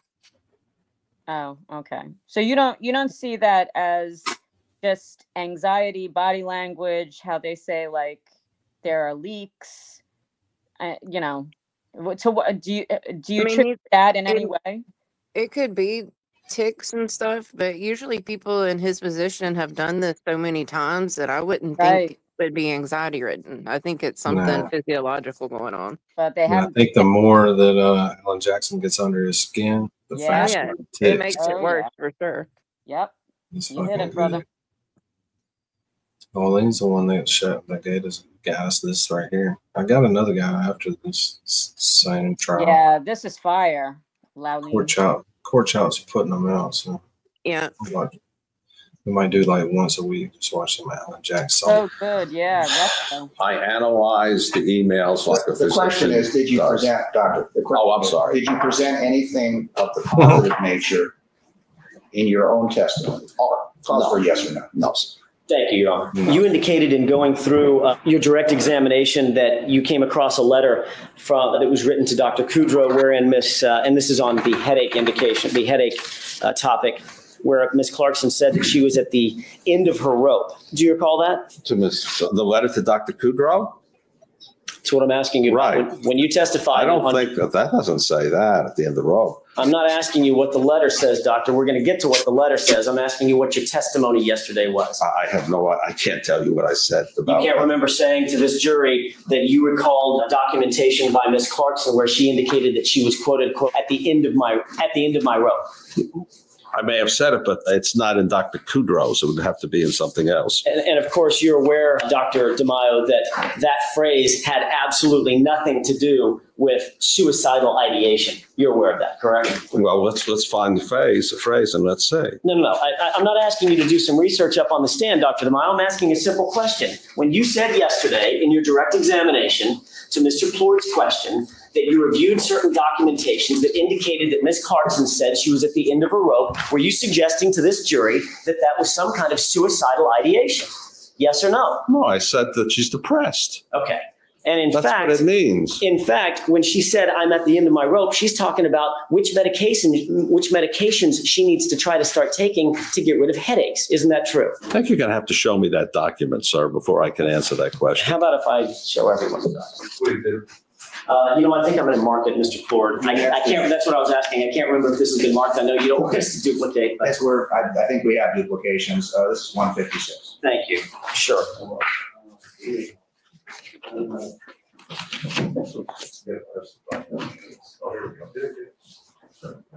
was the smartest thing that's been said all day. I got to press the button. Your high-priced technical advisor is now present to press the button. That's right. Doctor, this is the copy I've got.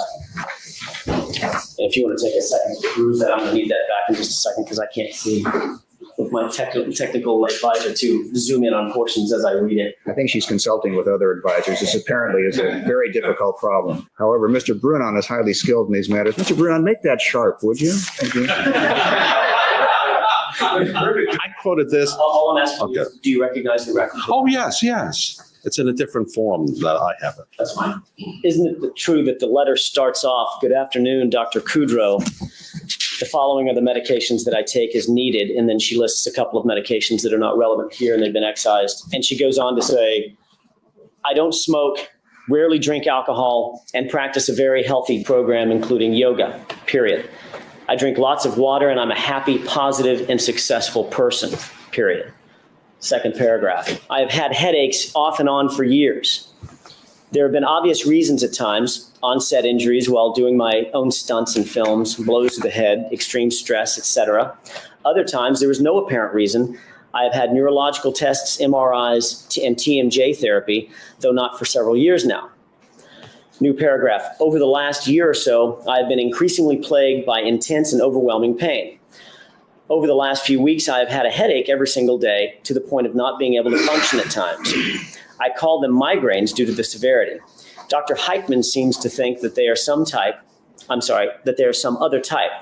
I usually have a splitting headache when I wake up. If I don't, within an hour, I get a doozy, or I've got a doozy. I will then take the medication and increase dosage at this point and have some relief for a few hours. Then like clockwork, it'll come back in 4 or 5 hours. I should also mention in the interim that the headache is never completely gone, just suppressed. At times, I feel an intense burning sensation on the top and sometimes the side of my head. For the last 10 days, it's been constant, and you can literally feel the heat on the top of my head. I used a night guard in hopes that this is a TMJ-related ailment. It will help to alleviate some of the tension. I'm at the end of my rope here. I can't function under these circumstances any longer. I don't want to take so much medication, yet I seem to have no alternative right now. Frankly, it's not really working all that well anymore. I find it hard to concentrate and do my work when I'm in so much pain. I have monitored my behaviors, including my diet, and can't seem to find any pattern that would indicate a cause." Is that the full letter that you were referring to when you indicated that Lana Clarkson said that she was, quote, at the end of her rope? Is that the letter? Yes, sir, because my remark had to do with the health. It had nothing to do with depression. Okay. So I checked my notes here, and my notes say it's under the health section where I said she had severe headaches, no etiology, did not respond to therapy. And then I said, told Dr. Kudrow at end of rope and could not function. This was in November 2001. Did not refer that to depression. All right, she was suicidal. I referred to it as a health problems with a headache. Thank you, Doctor. And I think you just cleared that up for us. I want to make sure that there's no misimpression. You were not suggesting that statement had anything to do with depression. It was very obviously having to do with health. Right. I checked my notes, which you have a copy of, and they showed you that this is listed under her health problems. Did you explain that to the jurors yesterday when you mentioned the phrase? I assume I did, since I probably said, I've been following some of my notes, I was talking about a health. It would have been under the section where I was talking about a health problems, not her depression, which was the last item that I have in my notes. Dr. DeMaio, you mentioned yesterday, and going on with Mr. Plord's direct examination, something about Lana Clarkson being an actress and being 40 years old. You recall that? Yes, sir. And you said, I don't mean to be sexist or something like that, but you said, you know, she was 40. What was it about the emails that you reviewed that suggested to you that Miss Clarkson was the victim of a self-inflicted wound? Well, the thing was that she was afraid of being, she had financial problems. She was afraid of being evicted. She was an actress, was 40 years of age. Sorry, you know, that's sex discrimination, but that's the way it is. So. All right. And in your report, you said, quote, in addition, Ms. Clarkson's acting career was in all probability ending. Yes, sir. You went on to say she played parts requiring youth, beauty, and athletic ability. At 40 years of age, she was too old for these parts, correct? Yes, sir. That's Hollywood. That is part of your scientific medical opinion. that you talked about being driven by in this case, correct?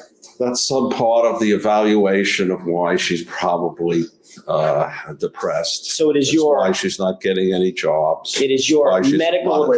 I'm sorry. Go ahead. It's your medical opinion as a. Yes. Okay. I'm sorry. No, I apologize. It is your medical opinion as a forensic pathologist from Bexar County, San Antonio, that her career was all but ending because she was 40. Is that correct? It's background history. It's my opinion that based on our society, it's discriminatory against women when they hit a certain age, especially when her talents were, her movies were based on, you know, running around with physical activity and beauty. All right. So in your expert medical opinion as a forensic pathologist, her career was all but ending because she was 40 and basically over the hill and washed up, correct? This is history. This is not, this is a history that you take into account. Just like you take into account the depression, you take into account the medical problems. And so she's got some problems there. She's not getting any jobs. She doesn't have any money. Just read her emails. She's afraid of losing her house. She's working as a hostess, and she has no skills, and she says it. And of course, working as a hostess would drive anyone to suicide, wouldn't it? Yes, sure. I'll withdraw it. It's been sustained. Your Honor, I'd like to mark as people's next in order several documents. 157 is your next. I'll get them to you in just a second. 7, the last one, 165. I'm going to object to showing it to the jury as absolute foundation as to whether the witness has seen the photograph, 1, and 2, whether it's been changed. Well, first you may show Jackson to show the witness photographs, then they can be published to the jury, and then he can ask questions, or he can do it simultaneously. The court has no problem for you doing simultaneously? No. Okay. Thank you. It's going to be shown anyway. Just do them one after the other, and then you can ask. I will.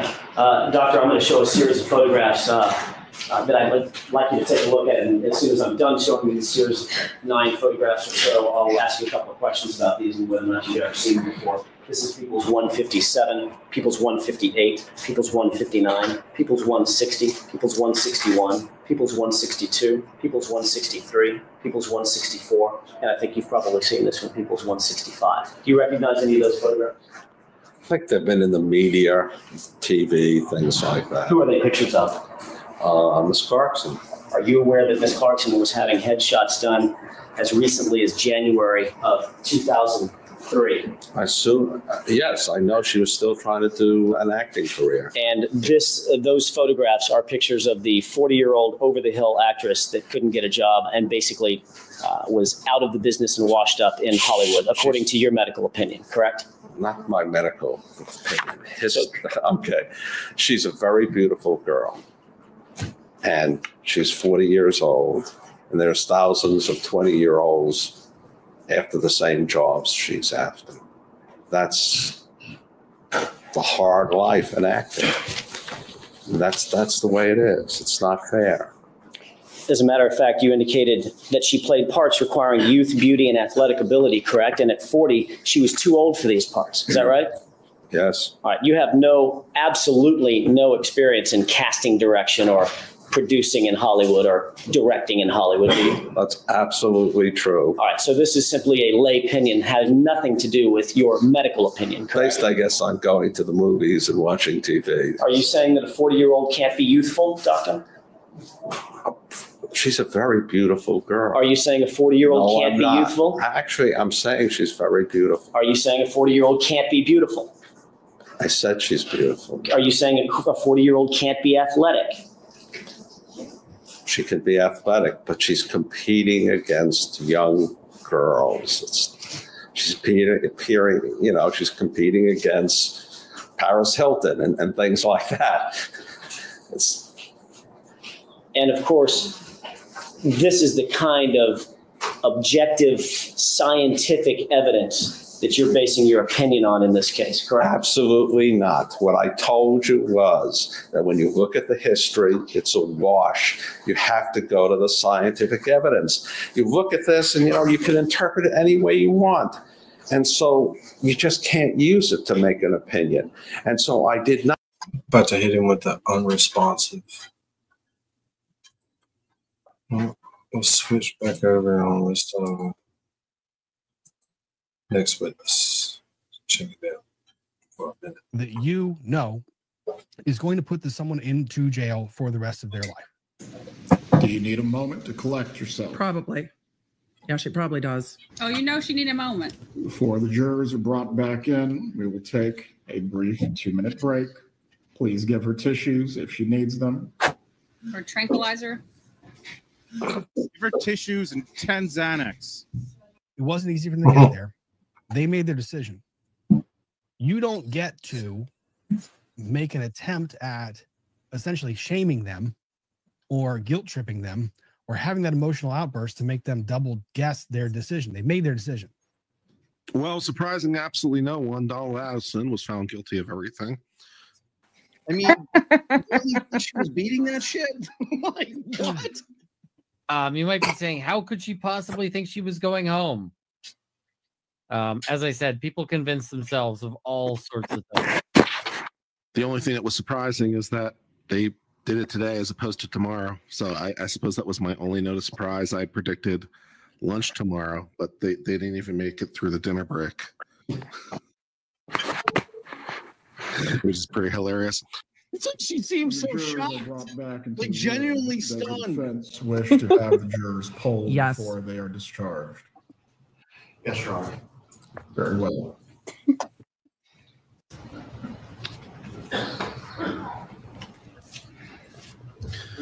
Pretty strong reaction to that verdict.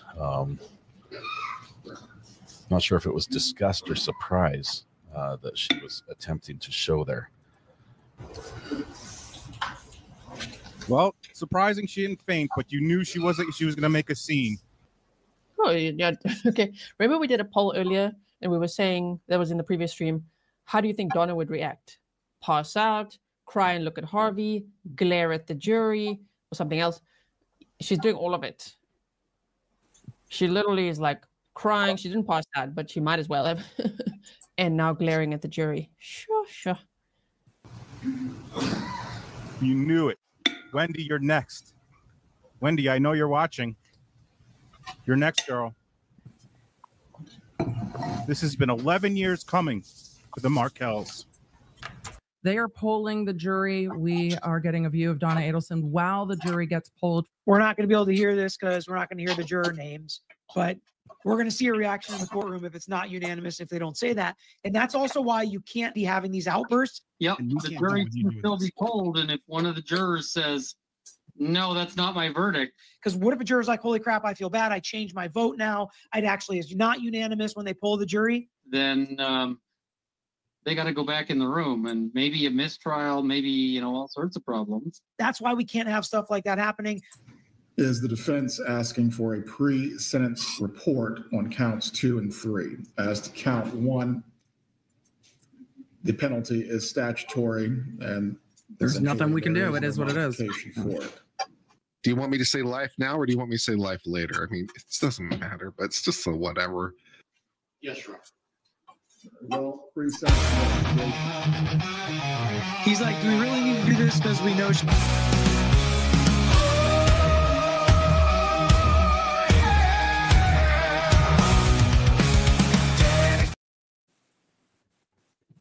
she's going to prison for the rest of her life? Aw, little miss.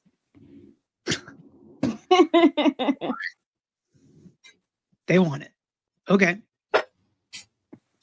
And the report is ordered by the court as to counts 2 and 3. As to count 1, is there any reason why we cannot proceed to sentencing on this matter? Nope. We would request an opportunity to ensure that our client's okay before we proceed to sentencing.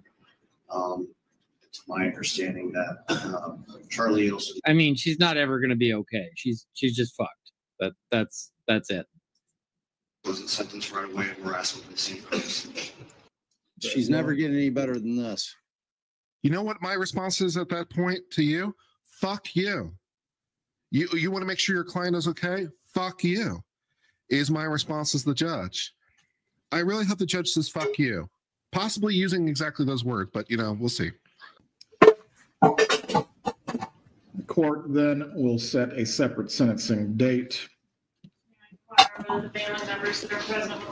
Who is this guy? I have no idea. Laline, sweet woman. Where did Mary go? The shaming of Jay. Him, but I think I've seen him on panels with other people. The shaming of Jay is what it says. JB. The shaming of Jay? I guess. Okay. Maybe he didn't talk with Karen. I don't know. Hmm. I hadn't seen him before this. It's the first of her videos I've seen him in too. That's cool. A new creator to get to know. Yeah, he's I can't wait streaming till on OBS. Why breakdown not? of Cardi B. What, Laline? I can't wait till she puts out the breakdown of Cardi B. Oh, that's gonna be a good one. It's gonna be a good one. This one's pretty good too. I like it. Yeah. It's not very long. Like to get a victim impact now or at the future date? Go ahead. Turn around. Don't even look at them. Don't look at Harv.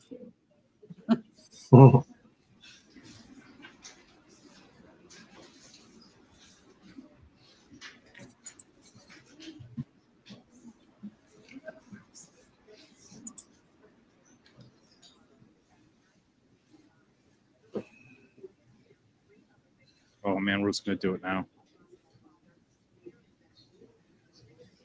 I don't even have gum. Are they going to have them make statements now? Oh, they're going to do victim impact statements right now. So this is Dan Markel's mom who wants to make her statements now so she doesn't have to come back for another sentencing hearing, which I think is totally fair. Anybody who doesn't have tissues, grab them. For 11 years, she's been waiting for this day. 11 years. Yeah. Has anybody my name seen is Ruth this? Markel. You may make your impact statement. You mean the impact statement? Thank you, Judge Everett. Yeah, we watched it. To the Honorable Judge Oh, okay. I haven't Everett, seen it. my name is Ruth Markel. I am the mother of the late Dan Markel. I stand before you today to express the profound sadness and grief that Dan's family and I have endured since his tragic murder. We have lost a treasure. Danny's murder was orchestrated by his former mother-in-law, Donna Adelson, and other Donna, your co-conspirators. face. And the crime of cruelty is a murder. It is a murder of grief, a murder of selfishly prioritizing one's own desires over what is just or right. And at its core, this was a murder of convenience, so that one grandmother could live closer to her grandmother. I think there was a couple of camera angles. The one most people watched didn't show her. I don't think. Okay, yeah. And I saw her expressions the whole time, and it was sickening. It's sickening. The narcissist, I mean, like classic narcissism. I know that we throw that word around a lot, but for you to take away from this woman's moment to express her grief and to sit there and make everything all about you. Just shut the fuck up. I really, really believe that she thinks she can change the mind of the judge by saying, no, they got it wrong. It's not me. Like, she thinks she's that powerful. Yeah. Ain't gonna work. That's not gonna work. Children. Get out of She luck. killed their father. Just making it and worse. ripped the children from the other Yeah. grandparents' lives. Failing to achieve her goal through legal means, Donna finally resorted to orchestrating Dan's murder. She plotted, planned, and paid for his murder. Donna's crimes led to further devastation. Her middle son, Charlie, was convicted and sentenced to a life in prison for his role in facilitating Danny's murder for hire. Can you imagine a mother involving a son to complete a murder? Donna's eldest son, Rob, an honest and decent man, is estranged from the family, and her younger child, Wendy. I don't I think they had to should have pause. zoomed in. If any of you are listening in the background, when What'd you say? I don't think they should have zoomed in on Donna in the middle of this woman's statement. No, absolutely not. And thank God she didn't see this. Like, oh, so insulting. I mean, like, this is my moment. Put the camera on me. Yep. Well, that shows you what they're interested in, right? Right. sensationalism. It's not about the people. Clicks and views. Clicks and views. Exactly. It really is. You Yeah, could see it's like, Donna already. The woman Evil. deserves the spotlight. better zoom in on her. She gonna be in a prison cell. Dan Markel's mother Forget starts about her. talking about the great Probably about 10 years until she passes away. Right. of Rob. Donna rolled Unfortunately. her fucking eyes. Oh my God. Donna. For all of you just getting here, we are listening to victim impact statements after the conviction of Donna Adelson, which is why she is sitting and shaking. I am going to let that play. I backed it up because her face. Convicted and sentenced to a life in prison for his role in facilitating Danny's murder for hire. Can you imagine a mother involving a son to complete a murder? Dana's eldest son, Rob, an honest and decent man, is estranged from the family, and her younger child, Wendy, has decided once again to relocate to another state. Prior to her arrest, Donna's recorded phone calls with Charlie reveal their lack of a moral compass or capacity for self-reflection.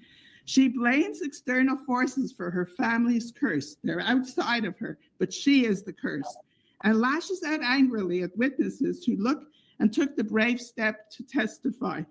Her modus operandi has always been to run from Tallahassee and then to try to flee to Vietnam. Yet Dan's murder was not enough for Donna. His death was not enough.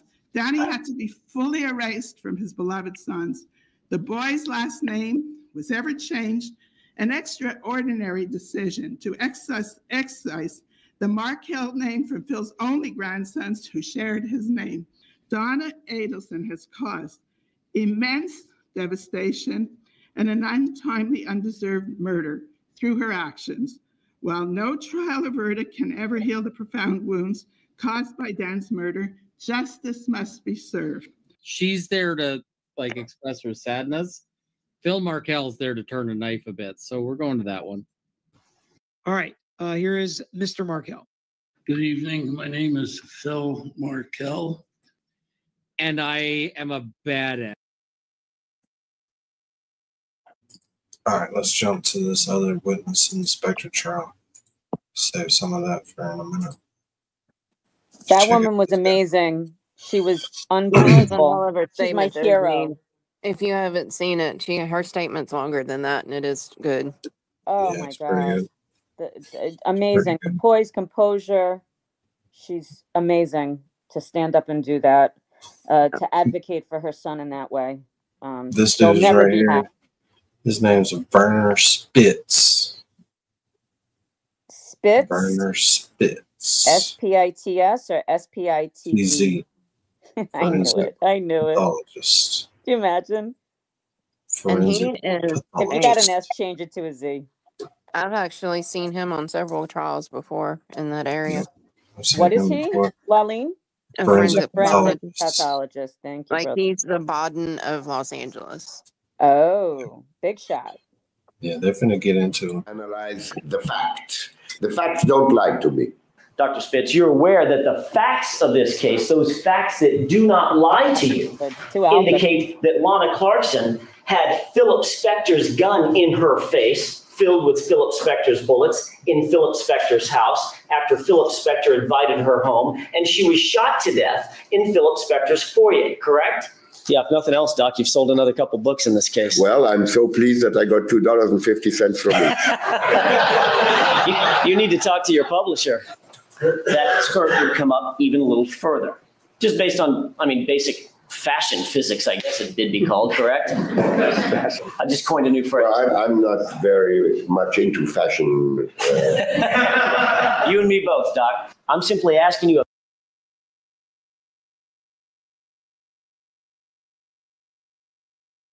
The defense witness. Big difference though, right? Like in the witnesses, like two alphas as opposed to probably an alpha, but definitely the wears the them eyebrow down, guy too. was intimidated by AJ. You know, He wears them down too. He starts getting aggravated. yeah. Oh, Yeah. sure. But he They came in finna get hot. into it. They finna get into it. It's cool. A very pointed question. This dude has ruined us for other trials because these other lawyers are just not this good. Is it your opinion, I think Yeah. you testified a little bit earlier on cross-examination, that there's evidence that Mr. Spector lightning wiped his bolt. hands off? Yes, that's correct. And that, in fact, would remove GSR. There's some debate about that. There's debate whether wiping your hands off will remove GSR. Is that your testimony? I'm not an expert in that regard, but I do read the literature. You have no vested interest in this case one way or another, correct? That's correct. As a matter of fact, the $45,000 or $50,000 that you're making from Mr. Spector, that wouldn't sway your opinions or conclusions in this case one way or the other, ever, would it? I don't know where you got $50,000 from. Well, you had $45,000 yesterday, and we're into a new day now. So I assume that Thank you you got very another much. $5,000. I'm so grateful to you for being concerned with my income. In your expert medical opinion, as a forensic pathologist, the back spatter came down at such an angle that it covered her skirt, and then decided it's going to stop at the hem and move its course to a trajectory 6 feet away and not find anything else in the path, but then find Philip Spector, and not just all over Philip Spector, but just on the left panel of his jacket and spray on the left panel of his jacket. That's what you're saying. You sound like those people who brought up the magic bullet theory in President Kennedy, that the bullet had to go zigzag. You know what, Doctor, I'm going to stop you at this point. Let's stay away from Kennedy, okay? Well, it's actually another $5,000 for you, isn't it, today? No, don't worry about it. Say it again. He actually did testify in Kennedy with the my mind just went blank of the committee that they got together. I'm sure someone in the chat will know. Maha? Bobby Kennedy? Maha? No, President Kennedy. Oh, The report that they did. This was the guy that. Oh, the Warren Commission. The Warren Commission, yes. He did the pathology for the Warren Commission. Oh, very sus. Very sus. That whole thing. There's a lot of questions about that. You've seen that recently, right? They were gonna release everything, and then they decided not to, just like every other thing. It's kind of like the Epstein files. Like everything's coming out on this date, and then it's and then it selectively doesn't. chosen. Yeah. And then it doesn't. But So people who live bullshit. down here actually get to go into the 6th floor museum and see everything, and it's absolutely impossible if there was one shooter. Oh, I agree. I totally agree. Bunches of theory. I'll bet you're not worried about Mr. it. Jackson, I've got plenty of money. The only thing I don't have is time. Yeah, well said. When you work in a puzzle, you don't know that there is a picture, and you don't know what the picture is until you put enough pieces together. And this is one piece that fits into that. And of course, that piece of the puzzle, to use your metaphor, that piece of the puzzle could fit something else as well, correct?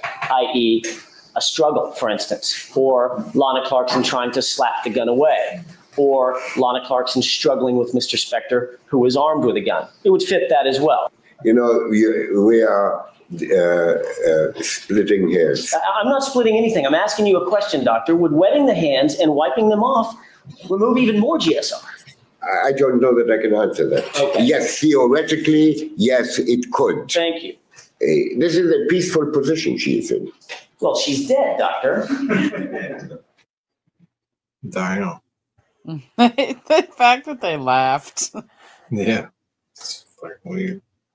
Dr. Spitz, with reference to whether or not Ms. Clarkson died of a self-inflicted wound, do you believe to a reasonable degree of medical certainty that that's how she died? That's exactly what I think. Thank you. Nothing further. Thank you. Examination. And you're getting paid a lot of money for that opinion, aren't you? No, I don't get paid. Yes, I do get paid a lot of money. That's true, but not for that opinion. What are you getting paid all that money for? What I'm getting paid for coming to California, for being away from my office, and from dedicating that time to another case. How much out here? This is my third time out here. How much is that third money? Or fourth time. I'm sorry? How much is that money, sir? How much is the money that I receive for coming here? That's right. $5,000 per day. $5,000 a day? Yes. And how many days have you been out here? You mean this time or all other times? In total, Dr. Spitz. In total, I don't remember. I've been here 3 times. So that's at least 15,000 just for your trips out here. Oh, you're being mean. You're not 15,000. Come on. Hang on. Let me No, let me see if I can. Hang on, 15,000, Dr. Spitz. Hang what on am a I? second. Dr. Spitz, we can't talk at the same time. Wait just a second. Sir, in this examination, please just answer the questions that are asked. Don't volunteer information. You may proceed. Thank you. Dr. Spitz, I'm not trying to be mean. I'm trying to do some basic math. Okay. Did you tell me that you make $5,000 a day working for Mr. Spector coming out here to California? Is that what you said? No. You said that. You didn't say you make $5,000 a day? Yes, and He literally just I said that. work at the behest of Mr. Plourde and Mrs. Barton. Okay, and of course, the client is Mr. Spector. Well, he is the reason why this proceeding is on. But the fact is that Mr. Spector never invited me to come here. Well, that's because you're in communication with Mr. Plourde, correct? Well, yes, I'm in communication with Mr. Plourde, but I came here at Mr. Plourde's behest. I'm sorry. But ultimately, you're being paid by Mr. Spector. Yes, that's true. Thank you. And what you're being paid, unless I heard you incorrectly, I'm not trying to be mean, is that you make $5,000 a day. Yeah, I didn't mean to say that you're mean, but I meant I don't really know the word. Doctor, all I asked you is, did you testify that you make $5,000 a day? That's correct. You've been out here 3 times, correct? That's $15,000 just for those 3 trips, correct? No, I didn't each time come for 1 day. How many times did you come? 3 times, but not 1 day each time. You cannot come to California in 1 day and back. So you made more than $5,000 exactly. a trip. Exactly. How much in total? That's why I said you're mean, because you take the minimum. Actually, I was giving you a benefit that I shouldn't have given you. No, please don't give me any benefits. Right. I don't need them. So tell us finally how much money you have made being employed by Mr. Plourde on behalf of Mr. Spector. I don't recall the exact amount, but I can tell you that what I do recall is that we sent a bill for $45,000. Right, so it's somewhere up in the area of $45,000. Yes. All right. You indicated, and I don't think, unfortunately, or maybe fortunately, I'm not going to finish today. So I'm just going to touch on a few subjects that Mr. Plourde touched on, and then we're going to probably wrap it up right around 4 o'clock, I'm assuming, and then we'll continue this and pick this back up tomorrow, Dr. Spitz. One of the things that you said just before Mr. Plourde sat down and finished his direct examination was, in most intraoral gunshot wounds, you've seen them to be suicides, correct? Would you do me a favor and say it again? Most of the intraoral gunshot wounds that you're aware of tend to be suicide rather than homicide, correct? You mean in general or in my practice? In general. By far, yes. All right. But that means that, in fact, there are some that you're aware of, maybe not personally, but there are those intraoral gunshot wounds out there that are homicides, correct? Allegedly, there is 1%. Okay, so that's 1% of... And maybe less than 1%. If you ask me what my personal opinion is on the prevalence of intraoral gunshot wounds as other than suicides, I would have to tell you, unfortunately, in my practice, I cannot cite a single case. All right. I'm not asking you about your practice. I'm asking you about what you're aware of in other literature and the literature across the country and across the globe. There are intraoral gunshot wounds. Well, there probably are somewhere. Yes. There are intraoral gunshot wounds. There probably are, yes. Do me a favor and wait till I finish my question. Okay, this will go a lot smoother. There are intraoral gunshot wounds that, in fact, are homicides. Well, there probably are. Yes. All right. So you're certainly not saying that in your practice, when you were chief medical examiner in Wayne County, for instance, that if there was an intraoral gunshot wound, that you just slide it across your desk and hit a stamp, boom, that says suicide and do no further investigation. That would be irresponsible, would it not? Well, it's not something I do. You would have to investigate the facts and circumstances surrounding that particular case to make a medical finding to a reasonable degree of certainty in your mind, scientific certainty, that in fact it's a natural death, it's a suicide, it's a homicide, it's an accident or something else. No question about it. Absolutely. You're totally correct. Right. So what I'm saying by that, or what I'm asking by that, is in fact, notwithstanding what statistics say, who cares about statistics? Exactly. We need to look at this case, correct? You are totally correct. In fact, in talking about or discussing what it is or thinking about or analyzing what it is that you need to look at in this case, you, in fact, said to Mr. Plourde, you looked at Lana Clarkson's history, correct? Yes. There was another person in that room, wasn't there, in that foyer? Exactly. Who is that other person? I understand that was Mr. Spector. It would also be incredibly important to look at Mr. Philip Spector's history as well, would it not? But he's a passive individual here. Well, I would have to look in order to tie him into this scenario.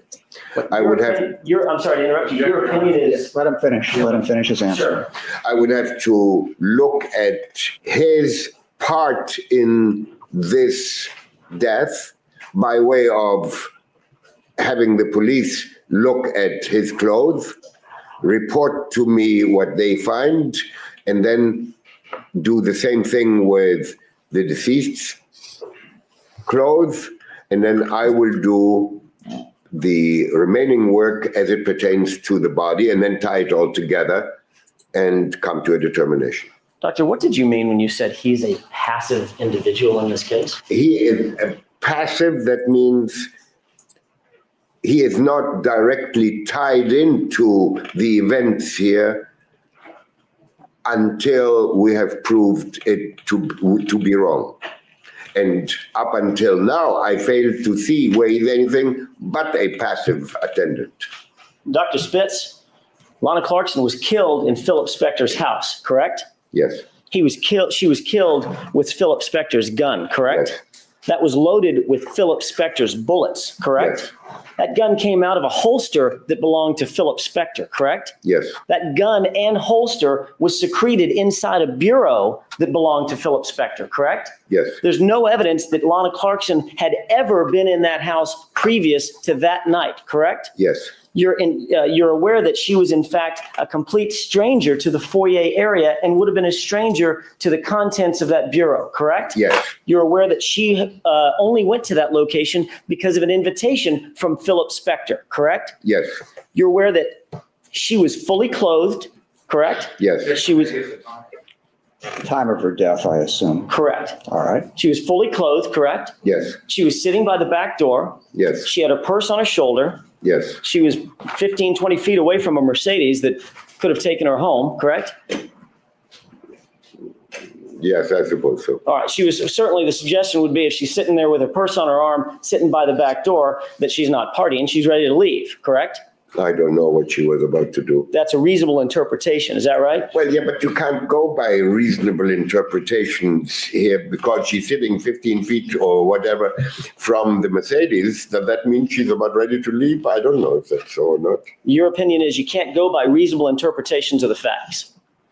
Is that what you just said? No, what I'm saying is by the same token, she may have already left and come back. I mean, we don't know this. Aren't you speculating on this? I'm actually asking you that.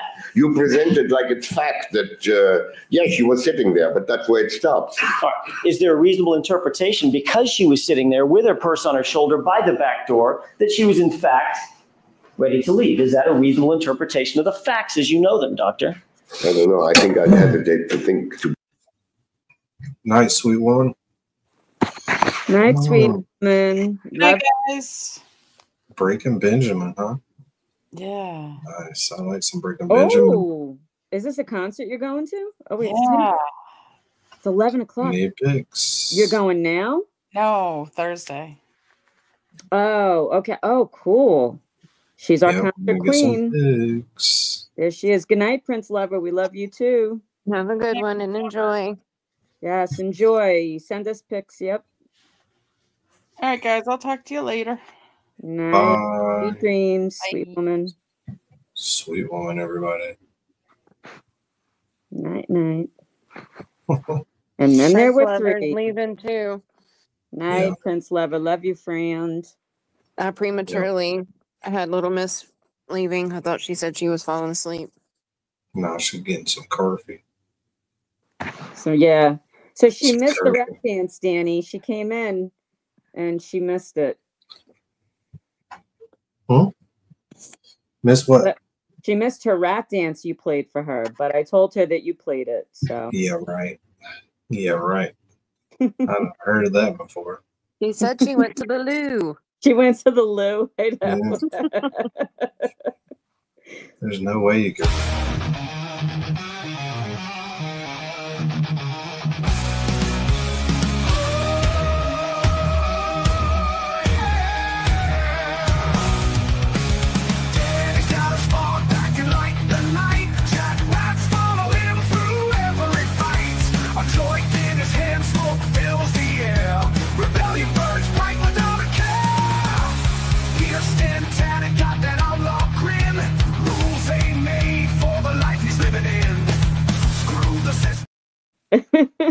Wait, do you know every time I see that thing, you know how like every time Blair plays that super chat, he always laughs and it's like it's not a fake, it's like he's really laughing. It's like it's the same with this thing. I could clip the first 10 seconds of this for the super chat. So when we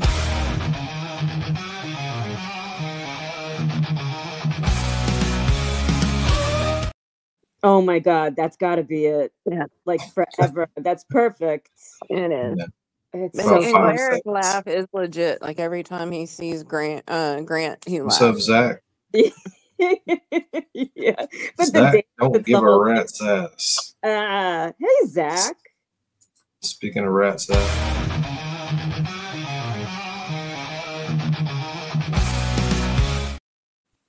Little Miss, you got it 3 times now. There you go. Thank you, brother. And then it should Here we end go. with, do you even watch the show, Lolene? Yeah, right. Yeah, that's it.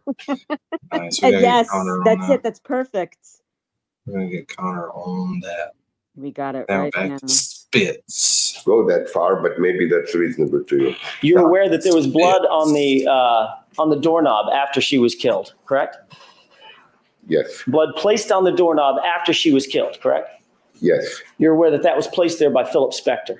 I presume that since it was not she that deposited it there. There was blood also on the banister, is that right? Yes. That blood was placed there by Philip Spector, correct? Yeah, I don't know if it was. I presume that it was. Well, you're not presuming certainly that Lana Clarkson stood up after she was. Absolutely not. All right. There was blood on Philip Spector's jacket, correct? Yes. Philip Spector's jacket had been taken off, correct? Yes. There was a rag that was retrieved by Philip Spector, correct? Yes. There was a gun that was found on Lana Clarkson's left side, correct? Under her left foot, yes. There was clotted blood on the rag that Philip Spector retrieved, correct? Yes. That clotted blood was placed there by Philip Spector, correct? Well, it is my understanding that the rag was used to wipe her face. That rag was used by Philip Spector, Yes. correct? Yes. And in your I opinion, presume that that's so, yes. after all of that, it's your opinion. You're aware of all of those facts, yet your These were the hairstyles of Philip Spector during the trial. It looks like That's what I Beetlejuice now. Cardi B wins on wig choices for trial. Look The at this hair right evolution. here, Lillian. That beats I Cardi saw B it. all day. He came in trial 1 and it was the big hair. Oh my God. It But looks look like a at his llama sitting mugshot. on his head I backwards. forgot how crazy it is. It really was. It's the evolution, the metamorphosis, right? Of this. I mean, it looks like fucking freak. Beetlejuice right here. Look at him. I'll say his name 3 times. He got such bad feedback that he went to that Beatles look for the second trial. He didn't know where else to go. He was so out of touch. Yeah, he took Beatles too Lady far hair. and added the Lady hair. juice. So that's just Philip Spector was just a passive player in this. Is that what your opinion is? Yes, it is my opinion based on the physical evidence in this case. This, what you have just illustrated is fact, but borderline fact, because I don't know how much it has to do with the physical findings. With the physical findings. The physical findings, is that what you're saying? Yes. Okay. It is. These are all facts that the gun came out of a drawer that belonged to Mr. Spector, and the house belonged to Mr. Spector, and the drawer. She didn't know where the drawer was, and how would she know where all these things that you have just asked me. I agree with all of them, but you don't know what really, in the absence of a video camera that took pictures of this, you don't have an idea of what transpired there that evening. And I don't either. Therefore, I have to go on more than just innuendo and speculation. I have to analyze the facts. The facts don't lie to me. The facts give me that which I can work with. And then I take the background and I try and fit the facts into the background. And you're aware, speaking of that background, as you fit these facts into the background. Well, let me back up for a second. Dr. Spitz, you're aware that the facts of this case, those facts that do not lie to you, indicate that Lana Clarkson had Philip Spector's gun in her face, filled with Philip Spector's bullets, in Philip Spector's house after Philip Spector invited her home, and she was shot to death in Philip Spector's foyer, correct? Those are the facts that don't lie to you, correct? Excuse me, but the question was so long that by the time you finished, I forgot the beginning. So if you don't mind breaking it down or saying it again. I'll repeat it again, sure. Please. You're aware that these facts that you say don't lie to you include the following. Lana Clarkson was killed with Philip Spector's gun, yes? Yes. She was killed with Philip Spector's bullet, correct? Yes. That was loaded in Philip Spector's gun, yes? Yes. And it was found in Philip Spector's bureau. Yes. That gun was in Lana Clarkson's face, correct, when it was fired? Judgment. Overruled. Is that right? And when I say that, I'm talking colloquially. It was in her face. It was in her mouth. Yes. All right. And she died sitting in Philip Spector's chair in Philip Spector's foyer, correct? Yes. Those are the facts. When you say the facts don't lie, Dr. Spitz, those are the facts that aren't lying to you, correct? No, and they don't. I didn't suggest that these facts lied to me. But you do not know, and I tell you that again, you do not know what transpired between the parties here and those circumstances that, as you have just illustrated them, that led to Lana Clarkson picking up the gun, holding it into her mouth, and firing the bullet that killed her. You don't know anything other than that, plus that Mr. Spector was maybe on his way to her as he heard the gunshot. You don't know any of that. I don't either. Therefore, I base my opinions on that which I found by way of those things that I use every day for coming to those opinions. And of course, those facts that don't lie to you, Dr. Spitz, you need a little help interpreting what happened inside that foyer. Isn't that right? That's what you're saying. Well, yes, I do need some help. I need to, the help that I need is either retrieving information out of my own brain or else consulting with other forensic pathologists if I should find it necessary to do that, or just thinking hard and long about what transpired here, and I'll come invariably back to the original. He just said he's thinking hard and long, and then he comes invariably back to the original. Would you take a cherry, Phil? Jesus, come on, Dr. Spitz. Set you up, brother. You can't talk like that when your name's Spitz. Oh my God. where With a Z. to the original premise, where I cannot make a decision that is consistent with everything in the absence of a video, and you cannot either. So in other words, Dr. Spitz, what you're saying is based on the physical findings alone,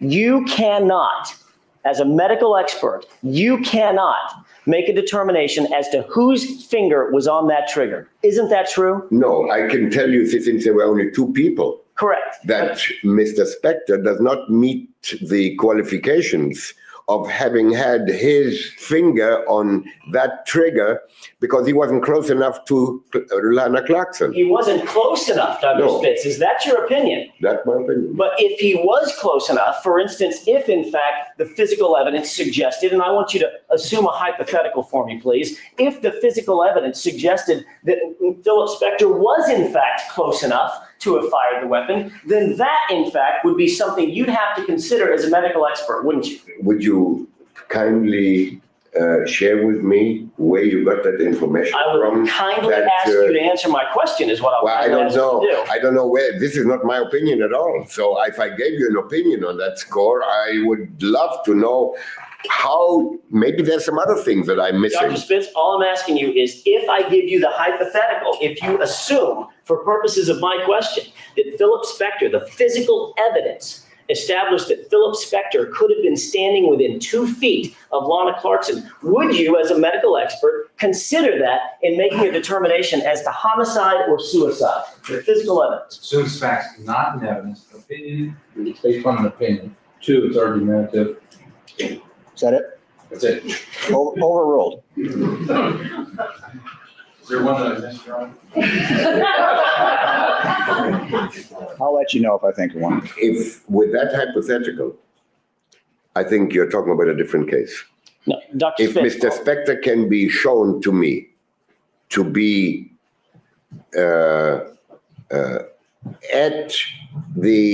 in such proximity to Miss Clarkson to enable him to fire the gun, I would have to reconsider my opinions, but that's not my opinion. All right, sir, for the purpose of the hypothetical, the facts are, for the purpose of the hypothetical, that he was within 2 feet. Now, given that, you're being asked to offer an opinion.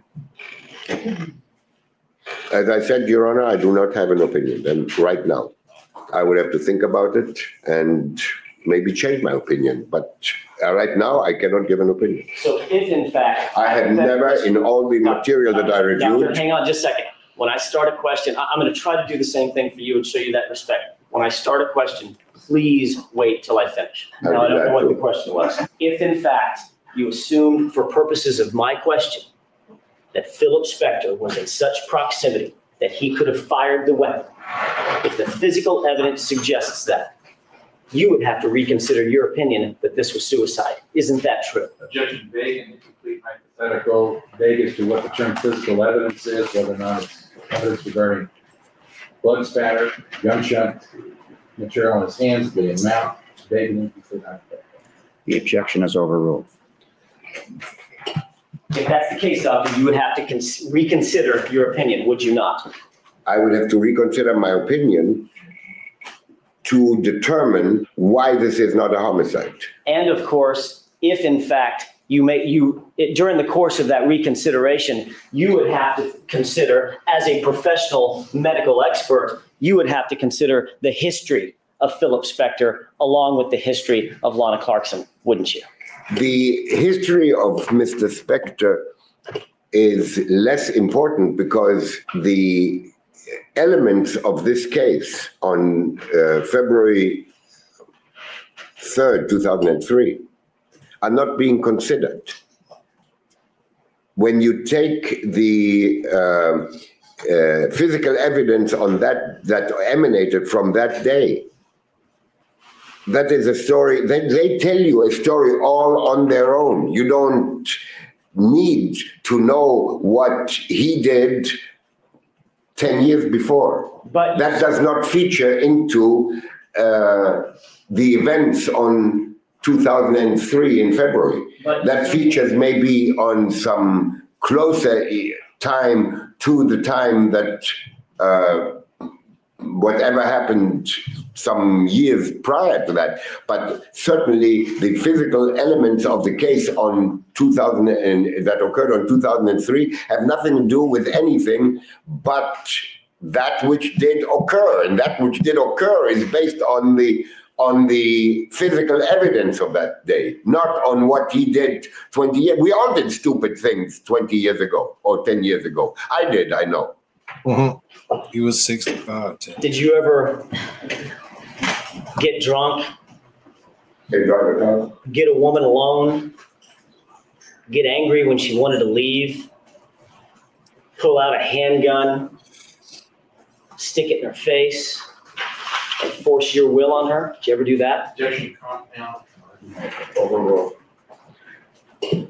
No, I had not, but then I'm married. So he's insinuating if he wasn't married, he may would have done that. Damn. That's cold.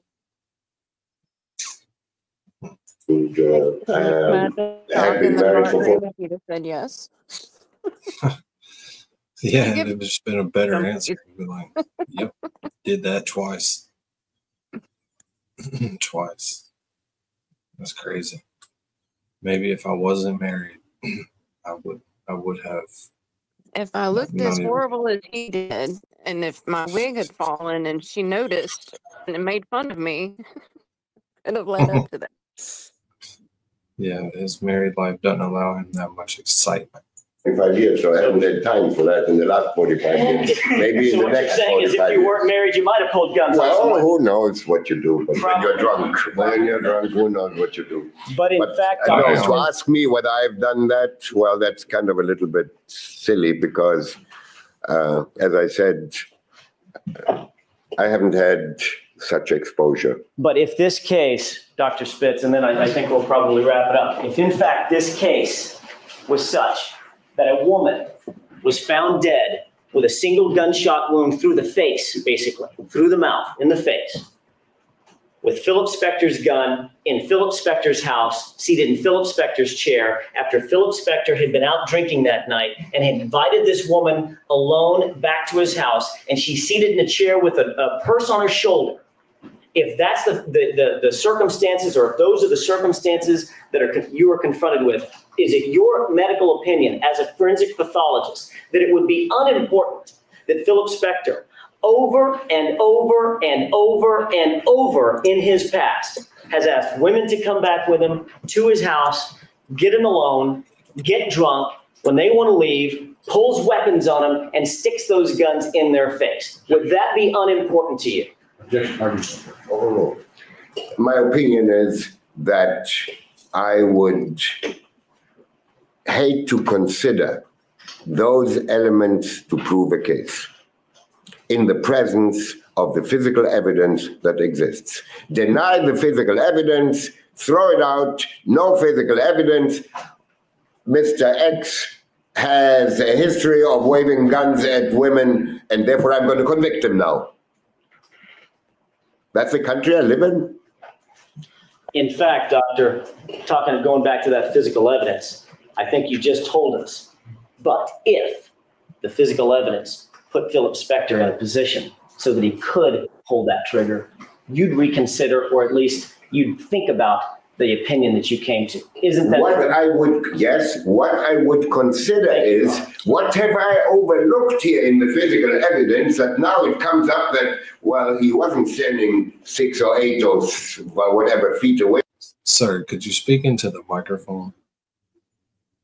Says nobody ever to this guy. He's plenty loud. He's got pipes. He doesn't. You can hear him over the speakers. He's waking up the dead. Danny's always complaining about the sound in the courtroom. I know, this guy's like the greatest of all time. He's the greatest. Is it too much of a good thing? Yeah. It's always better when you can turn things down. Like a giant sound system, when you got like 76,000 watt sound system, and you're running a band, and you got a monitor rig playing, and you got your house rig playing. So now you're 100,000 watt system. It's better that it is not all the way up. So a big system like that, you need to run it like 70% power, so it doesn't have as much feedback power interference with one set to the other. Then when you turn your light rig on, if you accidentally wired your sound and your lights into the same 100-amp breaker, the sound is going to buzz to the frequency of the electricity going through the lights. Interesting. You're It saying is. that stuff like The we don't learning know it. curve. That was Oh, I know it. I better track it down. And And I've Janine and I pulled, used to do that all the time. yeah, I pulled wire to Oh set my Roadies for sound systems, Metallica. and sound and lights cannot be on the same power. That's right. Did you ever lose power? Did you ever like have a disaster at the club? At the No, physical club, not this not club. really. No. Not really. One night, it's about 1,000 people in the room, and one of the 10 AA-18s caught on fire at the bottom of the stack. So they came and got me, and then when we got back down there, I was like, dude, you just ran by 25 fire extinguishers to come get me so I can get this fire extinguisher, put the fucking fire out. People And panic. the whole stack could have burned down while you're looking for me. And the fire extinguisher is hot because it's that close to the fire. Oh my God. Would it Put explode? put the fire out and then come get me. They From panic. her, he was actually standing 1 foot away from her. That's what I'd have to consider. Thank you. That's all I have for today. All right, the parties, jurors, alternates, and the witness are present as heretofore, and you may proceed. Thank you, Your Honor. Good morning, Dr. Spix. Thank you for joining us again. Thank you. Yesterday. Did he call him Spix? You call him Spix or Speets? Did you hear it? That was weird. I thought it was Spitz. All right, the parties, jurors, alternates, and the witness are present as heretofore, and you may proceed. Thank you, Your Honor. Good morning, Dr. Spix. Thank you for joining us. Oh yeah. He didn't say Spitz. I think he just mispronounced. He had a diva moment. He's in the. It's a lot of foreshadowing here. Tan Tully. Thanks for diva coming out of moment. your garage. Did you today, see Mr. that, Birch. brother? Lolene said that the judge What's looks up, like Carrie B? like a Tan Tully. He does, doesn't he? Oh God. Again. Thank you. Yesterday, when we left off, Doctor, in the afternoon, we were discussing the facts of this particular case that show or suggest. I'm sorry, I'll let everybody get settled. I didn't want to interrupt. We were discussing the facts that show or suggest that Philip Spector was in arm's length of Lana Clarkson when she was killed. And I want to follow up. He gets those smart ass digs in there better than anybody. You done? Oh, I'm sorry. I didn't. Are you done? Yeah, that's how On he that gets discussion a under little bit and everybody's visit with you. skin. It's Back to my question. it's subtle. done? Yeah. You Until done? it's not. And then he like bam. Are you A little done? bit this morning about some of those facts that you may or may not have considered, and have a discussion about that. Yesterday, during direct examination, Doctor, you and Mr. Plord had a discussion about the position of Lana Clarkson's legs. And you've seen several photographs depicting her as she was found and photographed in the location. You recall those photographs? Yes. And basically, if I can take some leave with my description, suffice it to say, she was seated basically in an upright position, leaning back against the chair. When she was photographed, her head was to the left. She was sort of inclined at an angle, if you will, and her legs were outstretched in front of her. Is that a reasonable description? Yes. Let's take a look at what's been previously marked as People's 64. You may or may not have seen this particular exhibit, but I'm going to focus your attention if you. All right, we only got 20 minutes left, so we got to finish this Donna episode next week. Stop. Sorry, I was trying to stop it. We got to finish this next witness, Donna Adelson. Oh, the impact statement from the dad, Mr. Markel, right? Yeah, wherever we were, that's where we are. I think she's physically going to get down. This must be served. Yes. He's there to like express her sadness. Phil Markel's there to turn a knife a bit, so we're going to that one. All right. Here is Mr. Markel. Good evening. My name is Phil Markel. and I am a badass. Is really what it comes down to. I'm Danny's father. While this victim impact statement is addressed to you, Your Honor, it is also intended for the Adelson family, Harvey, Charlie, Wendy, and particularly Donna. Donna's selfishness, cruelty, and complete disrespect for human life, along with that of her co-conspirators, have left families forever broken. Louis Rivera, his children have no father. Catherine Magbanoa and Sigfredo Garcia, their children have no parents. Charlie Adelson, his son, Roman, has no father. Rob Adelson and his wife and their 2 children have lost their uncle and grandparents. Shelley and Ian, my daughter, their 3 children, my grandchildren, are left without an uncle and are separated from their cousins. Of course, their heinous and callous actions have left me, Ruth, and Shelley without our Danny, and Ben and Lincoln without their father. The level of tragedy that has come from this is just tremendous. For anyone to commit such a cold-blooded, unprovoked act of murder is horrific. For Donna, someone who claims to care so much about Ben and Lincoln, her sun shines. Her actions are beyond comprehension. She has harmed forever the people she claims to have loved. In the Jewish custom, we have an expression to always wish others to live to 120 years of age. Oh, he's going to For wish her a Donna, long life. I wish her to live to 120. I bet he does. That's, yeah. May We it all be know why. agonizing. Yeah. Alone But in her there's somebody, jail cell. I wish that every day of her remaining. Say it again. they're talking in the chat about trying to see if she was ever really crying. There's been a breakdown by like those body expert people showing that she never cries, and the 3 stages of like, it won't be grief, but the 3 stages that she went through during that whole announcement and the impact statements. It was kind of interesting. Might have to watch that too next time. Well, we're gonna pregame Turtle Boy tomorrow. Obviously. Oh yeah. But yeah, like Wednesday or something, depending on work. How work treats me this week. Days, she talks about the harm she has caused to so many, especially those 2 boys she claims to have loved so much. For these reasons, Your Honor, I ask the court sentence Donna Adelson to the maximum possible sentence. And my only short question to Donna, was it worth it? Respectfully, thank you. Wow. That's Wow. So wait, what did he say? My only Holy question to shit. Donna was what? I mean, again, it hits right where it hurts, and it's true. Like Hold on, everybody's lost sorry. their family. Wow. 2 boys she claimed Donna Adelson to the maximum possible sentence. And my only short question to Donna, was it worth it?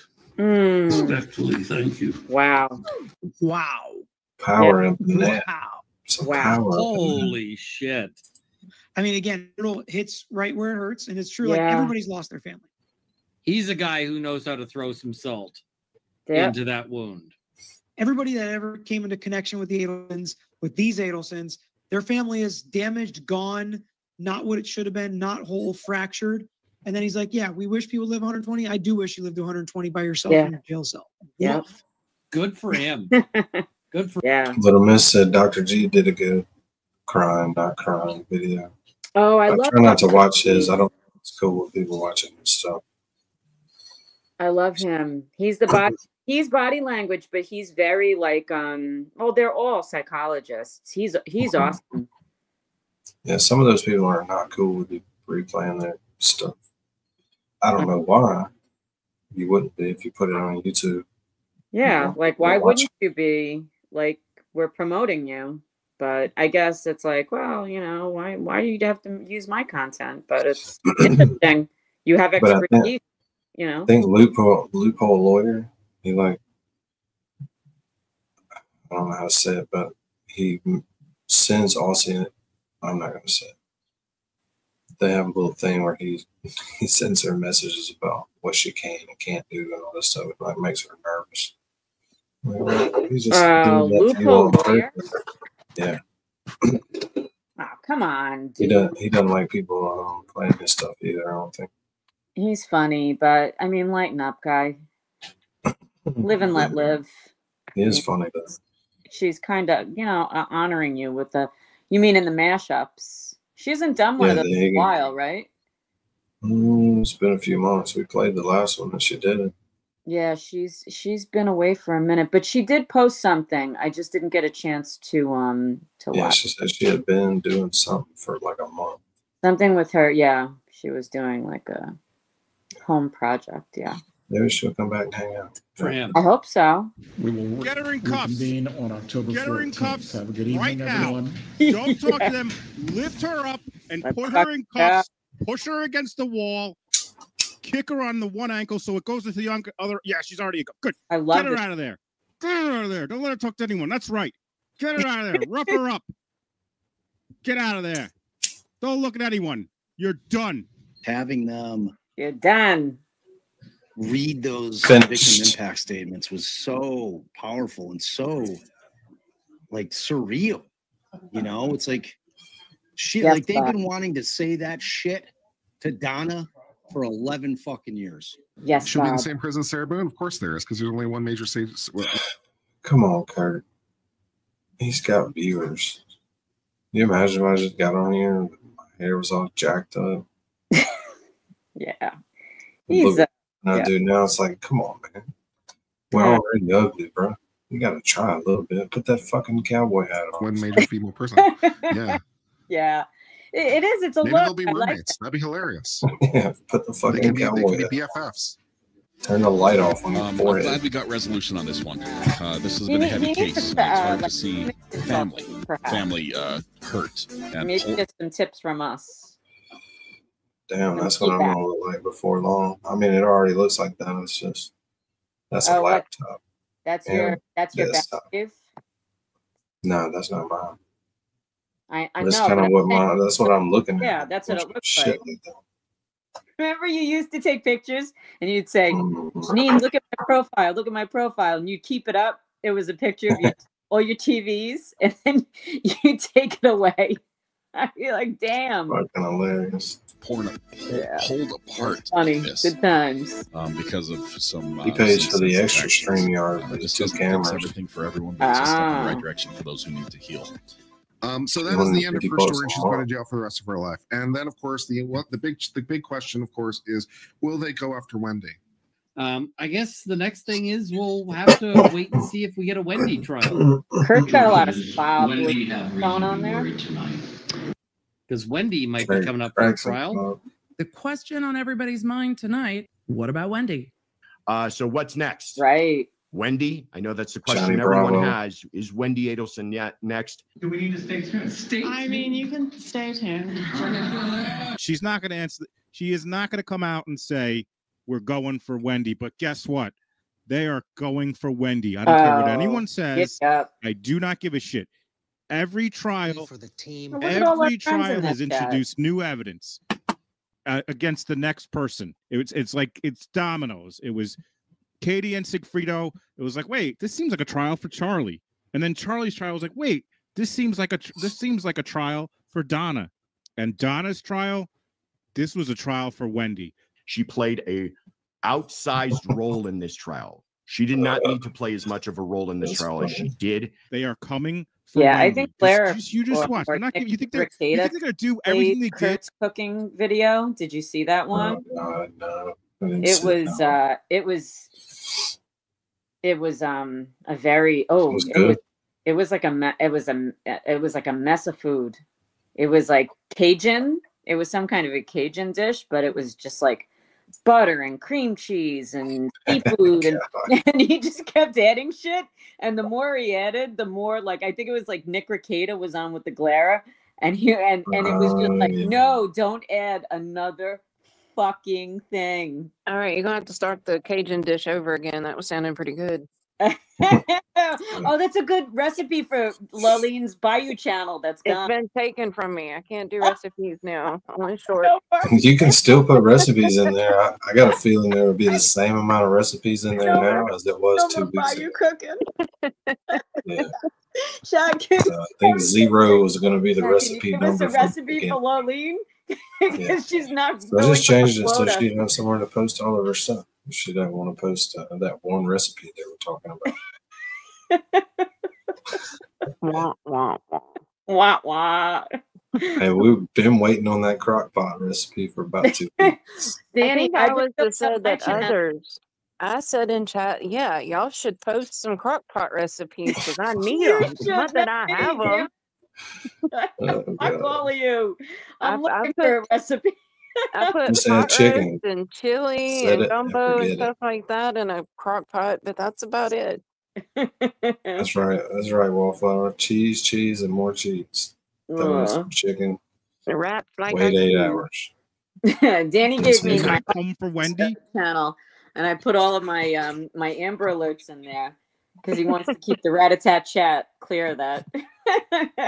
It's the wrong channel for that. No, so that's what I've been filling it up with.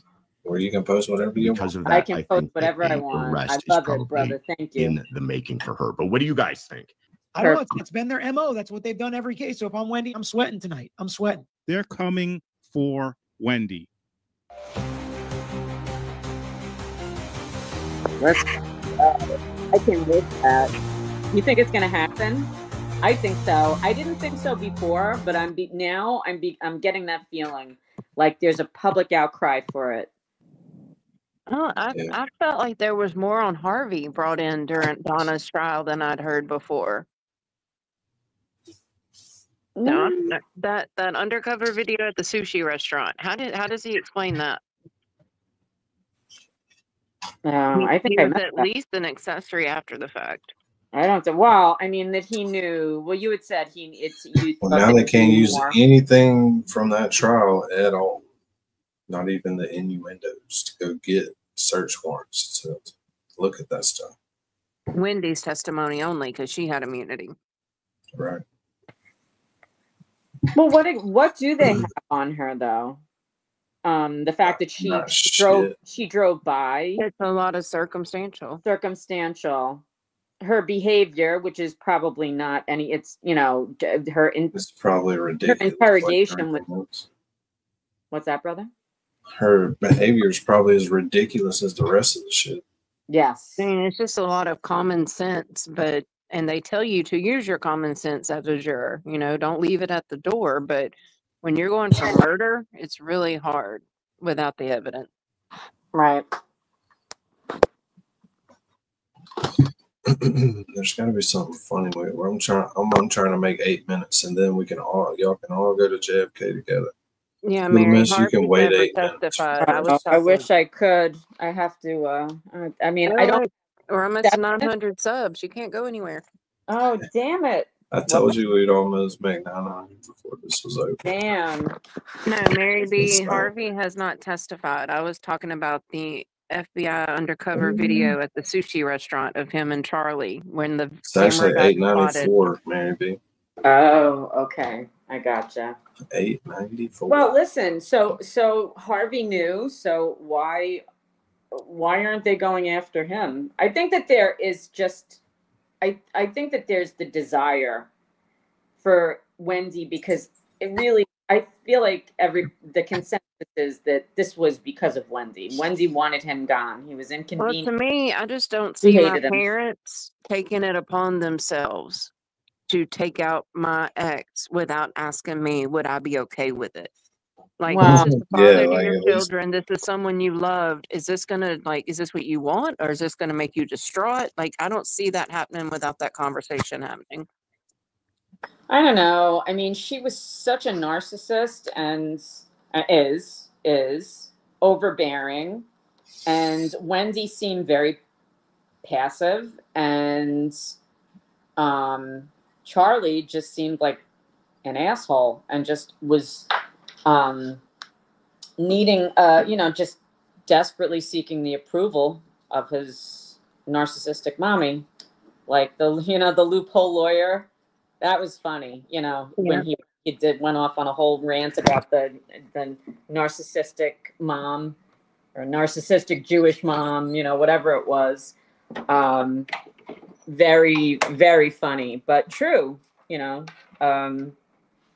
many a truth lie in jest, and the lies in jest. But yeah, I mean, I think when I saw that interrogation video the first time, I mean, she's just so sus. I mean, the way she volunteers her family, though, that was like, if I thought my family had something to do with it, I would be lawyering up quick. I would be saying, oh, well, my family doesn't like him, and Charlie wanted to kill him. And for her to say that kind of stuff makes it sound like she was in the dark. But from a common sense standpoint, it doesn't make sense to me that she wouldn't have known. Right. And that she just, like, almost, it seems to me like she just kind of let them handle everything for her. But, Donna did say she's a good actress. She's seen her act before, so maybe she was ready for it. I don't know. I would think to find her guilty, though, a jury by unanimously would need more verdict. I mean, would need more evidence. Yeah, I think so too. I think that she could civilly be sued for it by his family if they wanted to go that route. Well, I guess at a certain point, if they feel as though that she won't be prosecuted. I mean, Dan's parents have to be, in direct communications with the DA, right? But there's also a time limit, though. Like, that's why that's why the O'Keefe family filed their civil suit before trial 2, was because of the time limit. So I don't know what the time limit, and sometimes it's not from the actual crime, it's from like the last prosecution. Different states have different laws. So they might not even legally be allowed to in Florida. I don't know. Right. Florida is the Sunshine State. Yeah. What is your boyfriend They put all of their legal stuff out for the people to get immediately. I heard Melanie Little talking the other day about laundry and how Florida does not have an accessory after the fact law, I believe is what she was saying. They have felony murder. So they just charge your ass too. But That's what they do. I'm talking about like with Harvey and Wendy, like people that they can't prove were in on the murder, but had to have known something after. I think she was saying they don't have accessory after the fact in Florida. Well, what about your boyfriends? That's his wheelhouse. He's Jeannie Lynn. There's your Florida friend, guy. Jeannie Janine. Lynn, my friend, and Rubicon's here. Yeah. Hey. Rubicon was talking music in Discord and came over. Oh, yes. Misty's in Florida, and she's saying the family can't be charged. It's a Florida Who? law. Oh, Misty. Yeah, Misty's in Florida. Oh, the family can't be charged. Motherfucker. It's something to do about if your family is part of the accessory after the fact. There's special laws that prevent like family, spouses, and stuff like that. Oh, goddamn. So I guess, I mean, the thing is, are they going to have the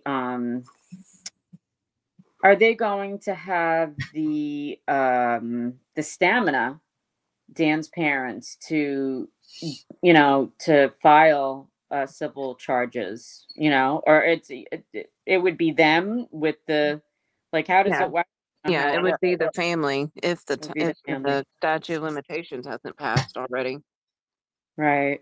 It's like, I mean, they look so fucking shot. I mean, they're just, and I wasn't even thinking, and it's like the misery, but even it's true because, Catherine, her name is Magnanoa. And then the is that Sigfredo? Yeah. Is the baby daddy. So Yeah. those children have no parent. Have no fucking parents. And Charlie's son has no father, and the other. How old are they now? I mean, but no Charlie's son parents. was like Both 5, fucking I parents think, are gone. when he got arrested. How old, Lolene? Charlie's son was, I think, 5 when he got arrested. Oh my God, poor baby. For what? And for what? Oh my God. I mean, it's just for nothing. It's just senseless. But these children that have no mommy and daddy, and they're fucking ratchets.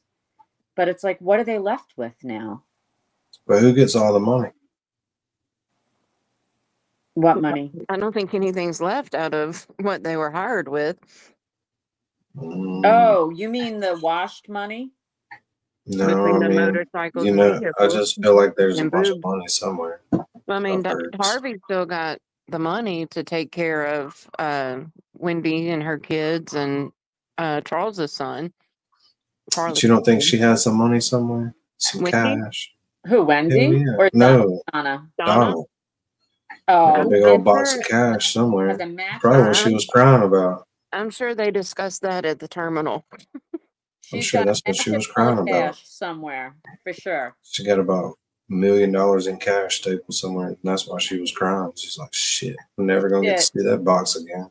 That's right. Box in the backyard. I need that now because I need ramen noodles and Oreos and shit. Commissary is a She lot. needs a commissary. Harvey. Exactly. You got to fill up my commissary. I'm I paying mean, these ladies to protect me. He's got 2 phone accounts to fund and 2 commissaries to fund with some very spoiled people. Oh my Yeah, she's gonna need a lot of ramen noodles. I can promise you, the second they make store, they're being bombarded by real criminals. Yeah, Like, I'm taking this from you. I'm taking this from you. Right. But isn't it also that if you have money, if you have some kind of a service, not that I really want to know too much about prison culture, but like I remember I had one of my clients at the psych hospital. Oh, I loved her so much. And she was in like heavy duty detox. How she got there, I don't know, but like she was in like a county facility and she was like, I was with criminals. And she's so wealthy. She was like, yeah, I was just taking anything I had and paying them because even though I was just there for detox, you know, you're with some, you know, like ratchet. They'll beat you up if you don't work with them. Yeah, so she was like, "What's up, Jason Smith?" She was like, I was slathering La Mer cream. It's like this $300 cream. She was like, I was slathering it on my roommate, and she was protecting me. She was like treating her to shit. I don't see how they had access to that in jail. I mean, you're doing good to get Dove. Crazy. Yeah, well, that's the thing. So she had money, so she was valuable. But it just but you only have choices off the commissary store. They're not going to have like high-end products on the commissary store. Because it's jail. Because she was in detox, so she probably. I wonder why she maybe was brought her own stuff. Shit. Yeah. But like Turtle Boy was talking about how much money he would get on his commissary, but he was in isolation, so he didn't have to worry about his stuff getting stolen from him. Yeah. Right.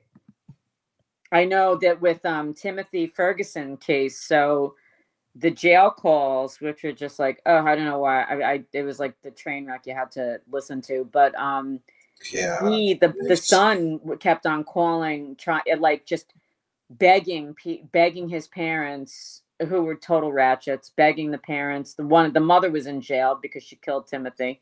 But then commissary, he needed shit. Can you please film my commissary?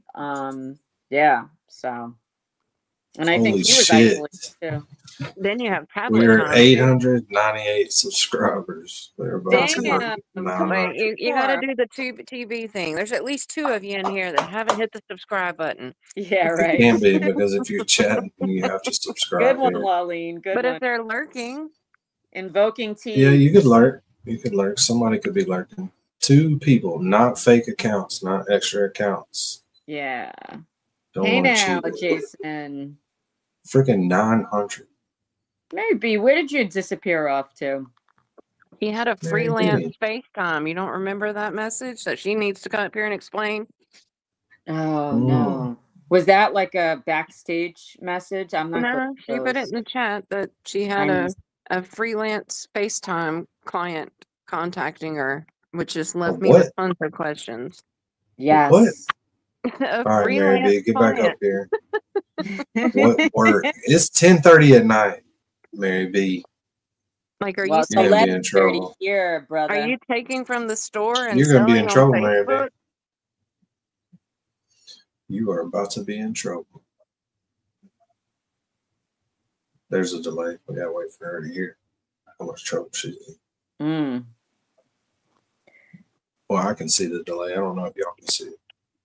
I think Donna will be in Gen Pop after she's out of Suicide Watch. Really? Yeah. No, how could that be? It's such a high Carrie profile B, case. don't play with my emotions. I mean, someone's gonna want to take her out. Usually they only It's Mary B. explain yourself, girl. All right, so hold on. Alexa, turn on Tweedledee and Tweedledum. Okay. There we go. So Hold the fuck up. Hold the fuck up. What the I fuck? named my lights. To do now. Tell Alexa to turn off Tweedledee. Now we know her code word. when Alexa, she's turn on off here. Tweedledee. We're just gonna keep saying Tweedledee and Tweedledum the whole stream. Oh next yes. She's not when she doesn't have her headphones on. Clip that. I have 4 lights, and I was like, I don't know. I'll name them after Alice in Wonderland characters. Why not? I like it. Not. I like Anyway. it. Don't you dare subscribe with fucking fake accounts, Lois. Yeah, that's not good enough. Danny, did you We're see waiting. We got Lois plenty of said? time. Did you see what our mama said? No. I can't even repeat it. I have to God. message you. You can't repeat it? Oh. Holy shit. Well, I don't want Jane to. can't repeat bad. it. Mama, can I Where is say it? what you said to me about what being an Aries means? The Oh, type of energy. Oh yeah, the BDE. Aries. I She's saw been it told earlier. that she has big dick energy. Yeah. I saw it. I said that tracks with an Aries female. Why not? I love you, Lois Lane. Big dick. Jesus. We are about to hit 900 subscribers. It's crazy. Are we at 8? Oh, $8.99. Oh, Boss Rat is back. What's up, Gingy? So yeah, so You better not have done that. Call go. Your freelance call. Yes. Oh, so I like do What were you admin selling? I'm not selling anything. I'm doing admin for my brother-in-law's softball organization. Oh, okay. Aw, Well, that's that is not what we thought. That's not what we. Me I and know, Lolene I know. did As soon as think I that typed at it in, all. I was I like, didn't know. So We this thought this doesn't was sound some right. kind of a SIGs thing. That's what well, we I've thought, been yeah. like, I've been trying had to to freelance dance. a little bit, doing like You didn't put social the poll media marketing. that's awesome. social Yeah. media marketing for the softball team. But Well, I it's started For a the whole position league. or it's not, Mary B. What happened? It's a paid position, or you're just volunteering your time. Yeah, I'm getting paid. Awesome. That's so I'm great. getting like exposure with all like the softball parents, and like some of them are looking for some marketing. So, just trying to do some stuff. That is so cool. Awesome. That's great. So it's for the whole league or just one team? It's a travel organization. So there's like which has the nine money different of a teams. whole league now. Yep. Yes. Yes. And that's what I have to do. I have to collect money. Okay. Ooh, because things just started and we have things to pay for. And Oh, that's fun. I'd rather kill myself. Oh man, that's the hard part. God, it's a whole new world. Back in Dixie these are Ball, all rich people, though. I was think. just gonna say, yeah, it's easy money because back in Dixie Ball, all we had was one day of a barbecue, and we would sell tickets to the whole town and have a barbecue fundraiser. Holy shit! Are we at 900? We're at 900. Good. You could have like a yes, 901 lobster bake, some shit like that. 01. Yeah, we do a spaghetti dinner. Wow. We do a cornhole tournament. Oh, nice. 901. Am I seeing that correctly? Yeah. That's Woohoo! it. 901. Yay! That is Oh, Wallflower, I love you. Like this. They're all just coming right in. Yeah. All the Danny, do you know that Wallflower, our mama, is El Jefe's mod? How crazy is that? Yeah, she earned that yesterday. She earns that shit. Congratulations. Yeah. We proud of you. That was some hard work. We've got to get the El Hafel thing to stick, please. El Jafel? What did you call him?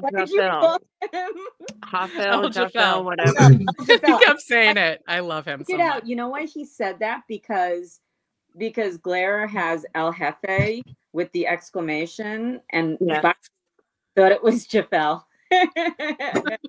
All I could think of is when he called me Lawleen, and then that stuck. I'm like, karma. You're about to There get you your name. go. He changed in my actually body. did not. He actually did not call you Lolly. Petty called you Lolly. I He know. called you Luli. He called me Lou. He called you Lowling. Luli. Lowling. A bunch of other Lowling. stuff. And me and Petty, Y'all did the did it Lolling. first. I know. Said Lawleen, and I was like, oh God, that's a fucking great handle right there. That's a keeper. That's a great. The rest is history. If you were a trucker, you could put that on your door, right there under your fake arm, you know. That'd be fucking sick. Not that there's anything wrong with truckers. We love y'all, but Hell, when you they're like, oh shit, here comes Lawleen. Lowleen. Coming up there, smoke barreling out of both pipes. Lowleen with the, what was it, the handful? You know, there's a lady on handful YouTube scholarship? who drives 18-wheelers, and she has she goes live, and like 500 or 600 people ride with her all day. That's fun. Why don't we watch that? Because y'all aren't cool. I'm having to tell you about it again. All right, well, be a friends, brother. What is it? You know Who is what? the person? Shout her out. He's It's gatekeeping. Monday. Gatekeeping the That's trucker. not You think it's dead in New Orleans on Monday? That's the name of the. No, he's talking about the street cam. Oh, all right. That's her handle, dead in New Orleans on Monday. Is that really going to attract anyone? Yeah, we'll just see what's happening in New Orleans. If I can find it. I see some giraffes. It's hiding it from Pete when it does that. When you say it out loud, it's like, so you have to click on 30 other things. Holy crap, it is It's never dead in New Orleans. Oh, it's dead in New Orleans. There's nobody. Oh, it's Monday night, right? They're exhausted. But that's what's happening right outside the cat's meow. It's the weekend. Well, what happened Oh shit! Hold on, let me. in September, right? It's like, isn't it?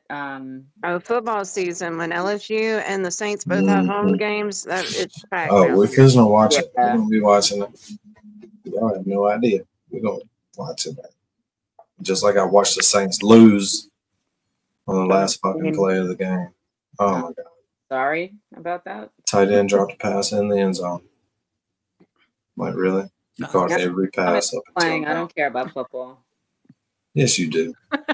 No, for your sake, brother. I want your team to win. Well, we can't watch it on the air. We can This watch New view Orleans on sucks, those busy days. This If you view want to see of this place right here, ridge. like people Yeah. on top of each other. Yeah. Shit. But most of the streets in New Crazy. Orleans are filled with potholes, and you walk around and they're filled with water, beer, and vomit, and you step in them down to your knees. I mean, most people look ratchet after It's being clean. down on It's Bourbon cleaner Road. than it used to be. It's cleaner than it used to be. So why don't people wear their galoshes? That's exactly what I would do. Because I Oh, when you go walking around in New Orleans, You when will you go see walking me around in in New New Orleans, Orleans you with wear running shoes. with You my make sure galoshes. your shoes are good. Not because you're gonna have to run, but because it's a lot of walking on concrete. It'll hurt your feet. Plus, you may need to fucking run. You can't be out He's there in looking for drop 2-inch money. heels. Yeah, it is New Orleans. You gotta be ready to go. Yeah, for real. I'm telling you, you might need to, but you're gonna do a lot of walking, so you need like really comfortable shoes. You will see stuff in New Orleans you will not see in any other part of the world. It's You amazing. kind of need Crazy magic stuff. shoes. And beignets. Magic shoes. Magic shoes. What's a magic shoe? Oh my god. No, the food is amazing, but I'm talking about Oh yeah, the culture that you will see, especially during Mardi Gras or Gay Pride. Mm-hmm. There is, if you go down there with your kids, you're constantly shielding their eyes. Mm. So I Yeah, stopped don't going go with my with your kids at peak times like that in the Yeah. early 2000s. Ain't nobody got that. I don't want that. It's fun. It's fun though, Different time. because all you're gonna do is walk up and down this road right here, Laura all the way J, up I to don't Canal drive Street. through bars. So you go up to Canal Street and you turn around, you come back down all the way until you see all the pride flags, and then you turn around and go back up. Mm. And it's not because of the pride flags that you turn around. That's just where everybody's always turned around since I've been going. Thanks for specifying. There used to be a gay club called Oz right there, and the shutters would be open and be a bunch of naked dudes in there, and you're like, "Yep, this is where you turn around." Yep, I love gay club.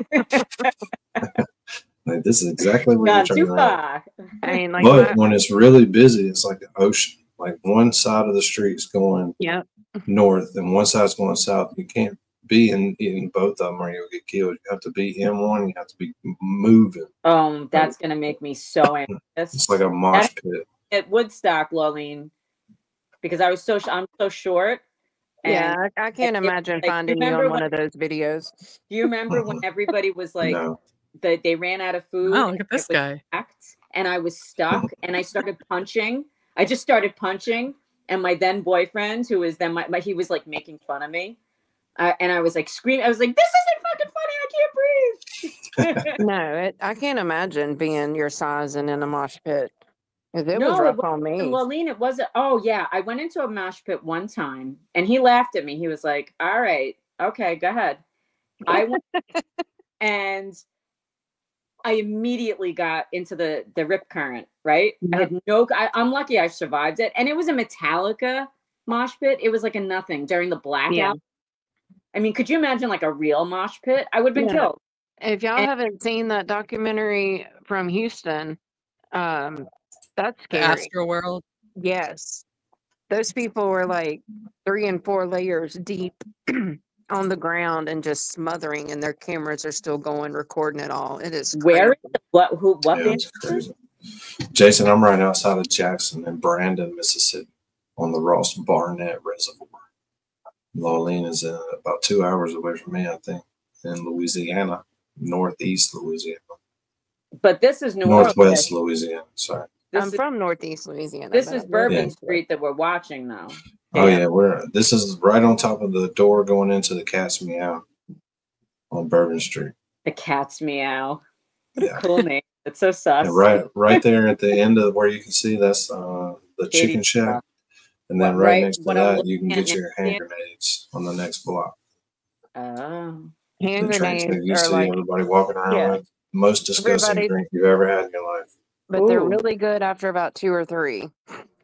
Yeah, everybody you have talks to about have the 2 or 3 hurricanes. because Yeah. it's got 8 cents worth of freaking Everclear. Yeah, they talk about the hurricanes in New Orleans as the drink, but no, the hand grenades are what everyone's walking around with. Now, Pat O'Brien's Hurricanes were the most popular drinks until Pat O'Brien's closed. Yeah. I don't know why Pat O'Brien's closed because they probably grossed about $5 million a year. So somebody brought that down from the inside out. Maybe somebody didn't want to keep it going.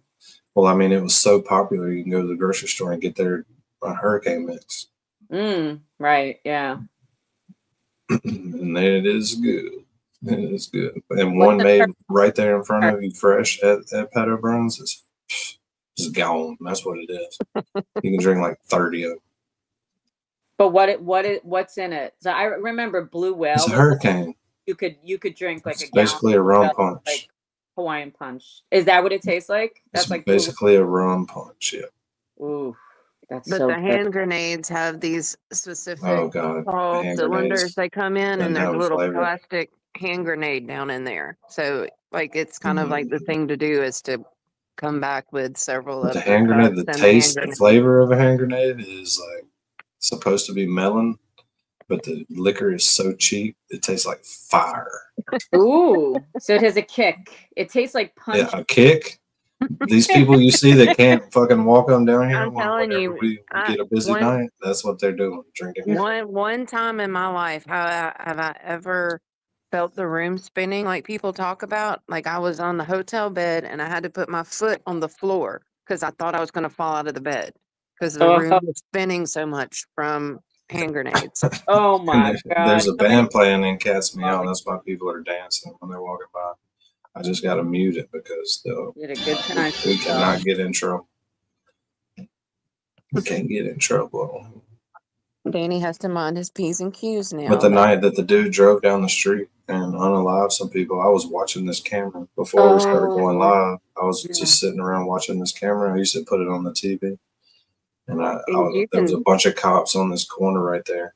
And then all of a sudden they ran off and I was like, oh my God, something bad. Something bad You happened. can see it happen on one of the street cams. Horrible. Horrible. That was recently, right? Wasn't that right around a late? It was It was like New Year's. It was New Year's. It was New Year's. Yeah, it was I was going to say the holidays. It was right after the 12-hour stream Claire did for the day of New Oh Year's. shit! Really? Yeah, and because the Sugar Bowl was down there, and that's why there was so crowded. It wasn't New Year's; it was the football game that had everybody down there. And then some they evil canceled it the motherfucker next day. ruined it. Dude, Halloween in New Orleans. Oh my God. If you've not done that, it's so much fun. We should watch it. That's what we got to do. We're going to, Mary B. You got to remind us Holla. on here for those big holidays. Because I'm telling you, you're going to see some crazy shit in that camera right there. There's 2 cameras. I don't know if I can find the other one. They always hide them from each other or something.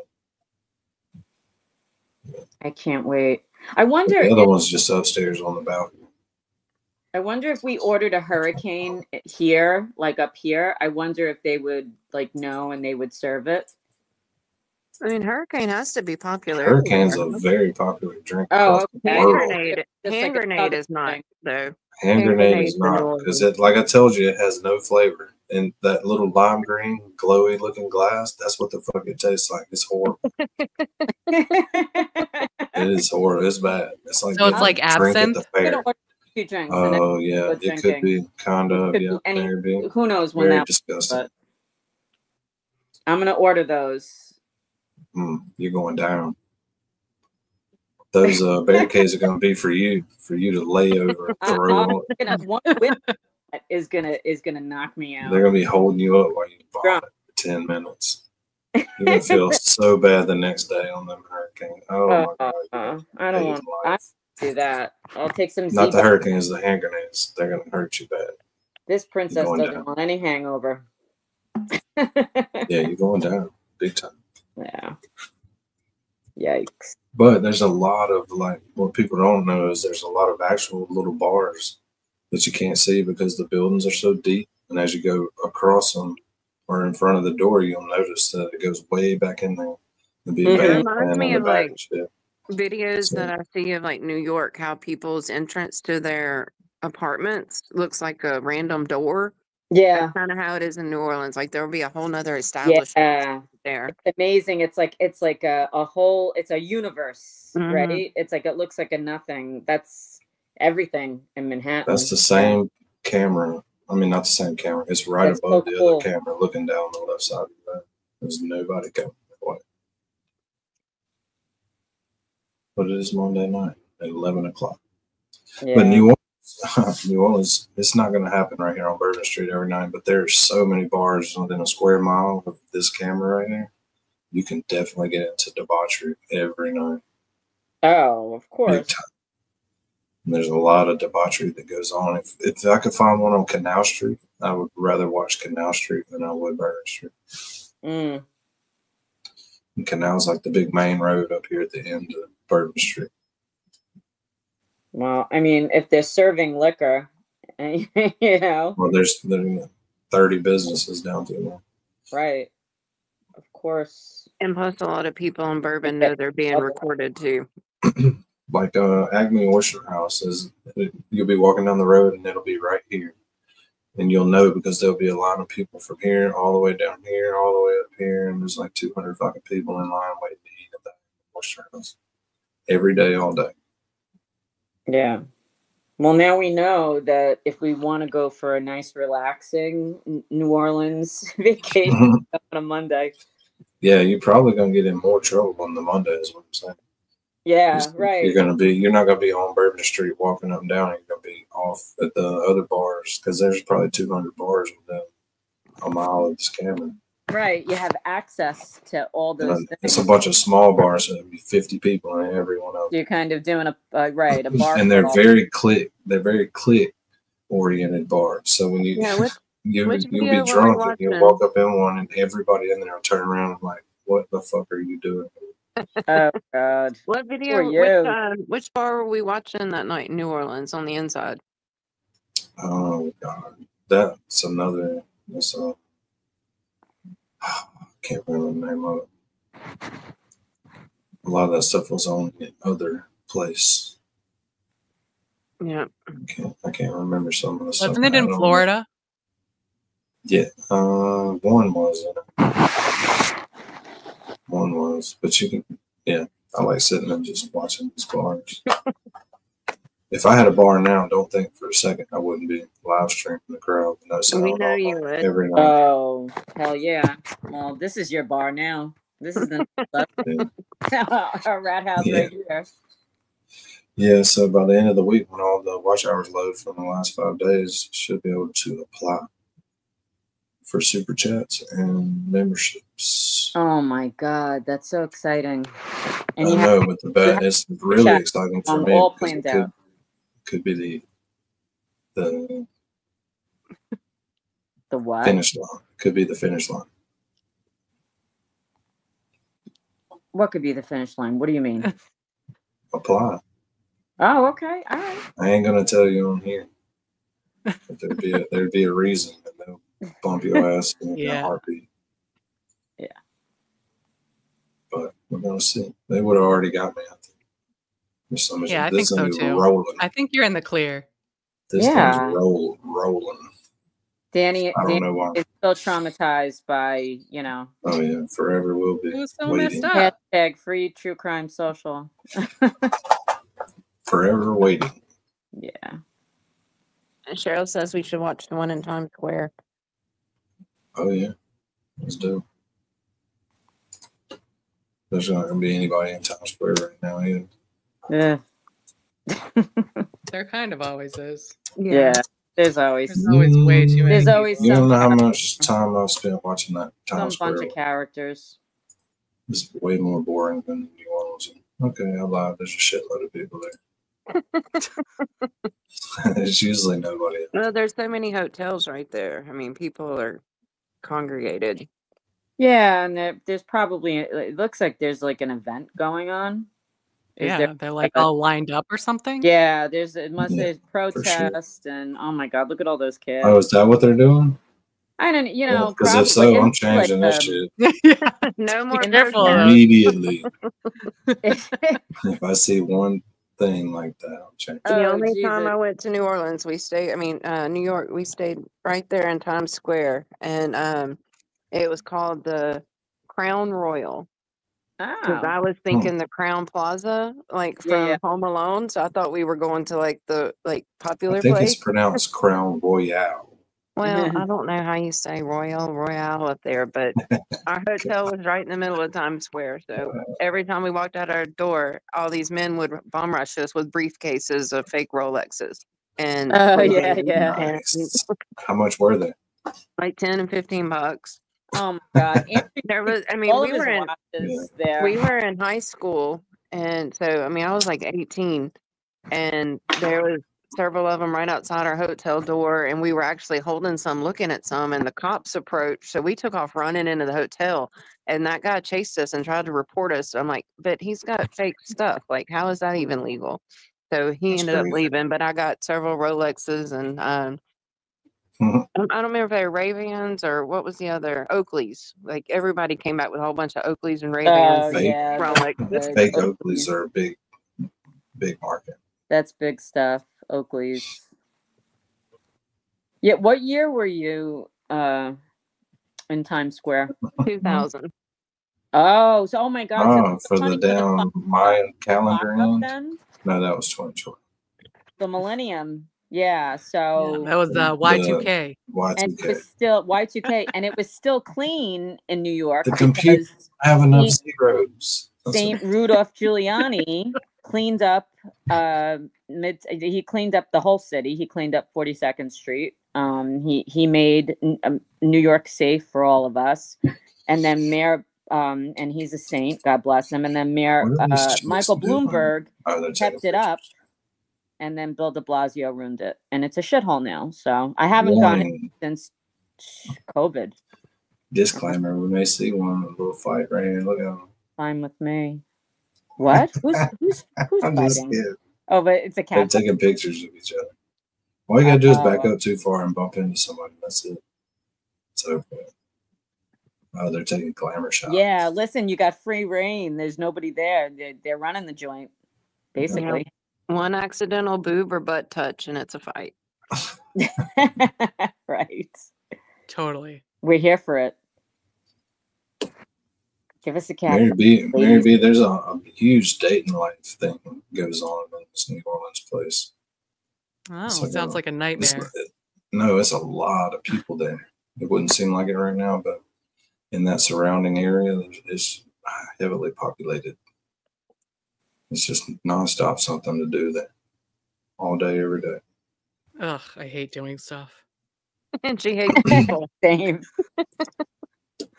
I think I'd they have rather a just good, not do good Uber anything. system too. The best thing that me and Toy do when we go down there is pay the kid to ride us around in the bike carriage, and that's Nice. cool. You just sit back and relax because it's usually 1,000 fucking degrees, and Those guys have black nice cabs. pavements just radiating heat constantly. Just so hot. It make you talk really southern.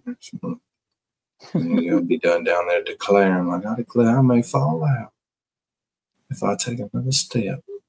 Because you're going to walk 10 miles easy. Yeah. That's how Well, I'm people gonna get need so some drunk. insoles in those galoshes. They're walking while they're Definitely drinking. As soon as you stop, bam, you in it. We're still doing glamour shots here. Yeah, that's the Where? whole activity. What was happening in Times Square? Is There there was like a shitload- concert or there was something? a concert. A concert, a We missed it. protest. Y'all let us miss the fucking concert. Well, they were all up on the bleachers. Yeah, so there was something going on. Sweet woman didn't tell us about a concert in Times Square tonight. Is that where she is? And she No, with probably MSG? so. She She's left gonna early have to pictures go of to that. That's Thursday. Breaking Benjamin Thursday. That's what did she say? Breaking Benjamin. Breaking Benjamin. I know that Three. band, but I don't listen to them. 3 Days of Grace, Breaking Benjamin. All those remind me of college. All those bands came out like towards the end Those of are the college. 2000 to 2010 Yeah. rock music. The best, some of the best rock. Yeah, I was having And babies then it Chevelle. died. at that point, Danny. I wasn't Chevelle listening to and music at Hinder all. and all those were right around there. Yes, Blind Maloney was a little Yeah. earlier than that. One of my favorites. Oh, that song What that are you they sent to doing? the Discord, Danny. That was Blonde so Melon was beautiful. not in the 2000s. I said It a was in little the earlier than that. 90s, yeah. Crazy early 90s. Yeah, that was a great time though for music. As I remember Was. when he came on the talk show that night with the question mark on his head after Kurt Cobain was found. You know, for real, like I don't know if you guys, what is wrong with me? I can't speak. Have ever seen Tom Look at Grant's this scooter cop. documentary Scooter about cop. Scooter cop. No, that was a delivery boy. That's sexy. It's a delivery boy. Yeah, it's still sexy. So Tom Grant he was the private investigator, Yeah. for Courtney Love. And he made this documentary soaked in bleach. Did anybody see that? I've watched every single one of the documentaries. I've watched every What do you documentary think? known to man about that. So what do you think? I think I'm there's torn. a lot of gray area I'm torn. I think, yeah, same. Oh, I'm totally because like, it's possible that he did it. It's I don't think possible there's that a it was chance. done for him. But Yeah, then, but there's reportings of him after April 8th or after the 4th. They found him the 8th, and they think he did it the 4th. But there was reportings at those hotels and stuff where he would stay. Yeah, but I think that would be something great to go over, Danny and Laureen and Mary in chat, because what they were explaining was like, how did he manage to pull that off? And then there are some forensic pathologists who've said they've seen people take twice that much heroin and have been able to sit and talk radically, you know. So, But just the way he held the gun, that it would have been impossible for him to have gotten that shot. yeah. And I then think the we way should the go door over was that. locked, and yeah. I think that would be a really interesting case to go over. I totally think that, you know, I'm just going to say, disclaimer, in my opinion, like 100% guilty, bitch. And Like, why the friend who was there looking for him with the private investigator didn't suggest that they check above the garage. He knows the house, and they're walking Yeah, there was a around lot of calling stuff his name. they didn't do. A They just lot of assumed stuff. it was a suicide and went on that. And there was a lot. And his note that was written in 2 different handwritings. Yes, a lot. It was a but lot. he's a weirdo. He could have done that easy. I don't know. It's hard to fake your handwriting. Right. Have you watched some of the like garage band stuff they were doing before they got big? The shit's awesome. Oh, yeah. He was Like crazy. literal garage band stuff they were Yeah. doing, setting up in his mom's You jump basement from garage. murder to like the music. But I mean, the music they were doing was fucking awesome. Garage. But they started by packing out the garage. The garage band. Garage clerk, where And are I you? love when they Garage. show all of his I love when they show all of his old exes, Garage and they all look nothing like they all look like trailer trash. Oh my god, it's These girls are still taking pictures. Damn. Oh God, these poor girls. look at them. There's like 12. We stalking you, babies. They know there's like a camera right change your there. pose This- at least. I'm going They got one day no fuck soon. to give. This is the longest stint I've been without going to New Orleans. I love it. Go down there, walk around, get something to eat, drive back. It's only like 2 hours and 45 minutes. If you ride with me, it's 2.5 hours. We're gonna fucking fly. We gonna do it. I But think it's when we hit so a 50,000 subscribers, I think that we should all take a. Good Lord, Janine. All right, 10,000. All right, 10,000. Holy crap. When we hit 10,000, I think that we should take a road trip down to I don't North really feel like we made it to 900. NOLA. Feels like we getting there, brother. Feels like I cheated. I'm feeling it. But I think that's how everybody does it. But Danny, you should be proud that you found the way to cheat. If you ain't cheating, you ain't trying to win. Innovative. They're just pointing at us. Quit pointing at us. A group of guys walks by a group of girls taking pictures and doesn't stop. Come on. Yeah, I can go live down there and walk around. Oh, this girl's very awkward about pictures. But what would they? Oh, here we go. Oh, I'll okay, take there the you picture go. for you. Why would Look at this anybody dude. want to fuck with a group of Mustaches. chicks taking pics? That I run from that. Like, get me away. Oh, taking pics. That's nonstop in New Orleans. I'm the mom that's like, do you want to get in it? I'll take it. Yeah, I all do the that time. too. As much as But you can as go much as down I around shit the talk. block from here into the French Quarter. I mean, the other side of the French Quarter where the little, can't remember what the name of it is, where everybody sits around and plays music and shit, where you can get robbed really easy. And But the music is beignets. awesome. And It Cafe is on that end. Talking about Cafe du Monde is on that end. Oh, And a lot of that's different where I wanna people sit go, out there and man. play music all day. It's cool as shit. Extremely talented people too. Yeah. You know what? I always wanted to go to Jazz Fest. There he is. There's the bike dude. That's what you Oh, that's tell your him. guy. That is. You just get back there, and that dude just does all he can do with all 145 pounds of him to pull me in that bike. And I love that. With all your might. Yeah. It's like, dude, you get back here, I'll make this thing pop a wheel. But it goes, though. There's not a lot of hills in New Orleans. New Orleans needs to have the bicycle bars like they do in like Memphis, not Memphis, country in Tennessee. You can ride the horse and carriage too, but it's kind of cruel on the horses because it's always Where's the 1,000 Tennessee fucking Titans degrees at? My down there. mind's going blank. Where's all the country bars at in Tennessee? In Tennessee, in Nashville. Nashville, where they have the bars that you sit there and you Nashville is the bar. gorgeous too. Yeah. Oh yeah. There's a lot in Memphis too. Welcome to There's a Rapid lot in Memphis. After So Dark. Memphis is 3 hours and New Orleans is 3 hours, but Memphis is That like is awesome. half as much to do as there is in New Orleans. Memphis is very scary. Oh yeah. If If you you get go- off one road in Memphis, you are getting robbed. Just Yeah, go ahead and get and your shit out. don't look for any Elvis stuff at night because it's in the ghetto. In the The ghetto. house, the museum, Elvis did not everything. live in a nice area. Maybe when he was there, it was nice, but now like the outside of Graceland is all spray painted, like you're in New York. Oh, that's a shame. But there's a cool place in Memphis called the Flying Saucer. They have 125 different draft beers. It's really cool. Wow. I hate draft beer. I'm a Well, bottle. then you want to like this place because they got I'm still 125 drinking, different Danny. ones. I'm still gonna drink. I hate beer altogether. I'll suffer. I'll suffer through. Well, listen, they don't have just beer. They got good food and all that. But it's neat how all the taps are across the back wall. And it's like a fucking 100-foot wall. It's like art. I worked in a draft emporium where we had 50 draft beers. And we were just 10 deep at the bar all the time. It's a fucking nightmare trying to keep cold glasses and you trying to pour 9 different fucking beers. Oh my god. It was fun. Yeah. Once you get in the roll of Isn't it Just a little easier place. to just do like bottles of beer?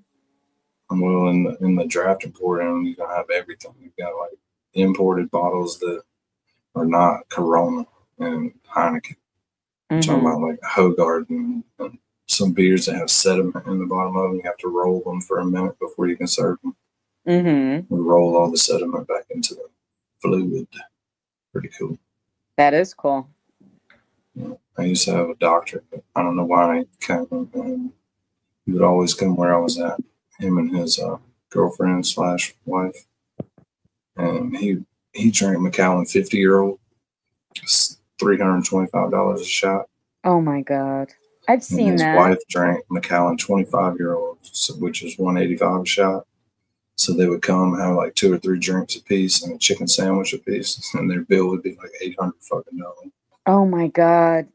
We have a shot here at a fancy restaurant Twice a that's week. like 800 Twice a something week they shot. did that? Oh Holy yeah, sometimes 3 times a week. wow. And then if he I brought love one of that, his though. friends, I well, fucking if he love that. if That's he brought a awesome. guy friend with That's another living. doctor, ooh, they're gonna drink the bottle. Live your life, man. Have the chicken sandwich with the shot of whiskey. Whiskey? Is it whiskey? What is it called? It's Oh, it's Scotch. It's Scotch. Macallan. It's whiskey, Macallan. right? 50-year-old Macallan.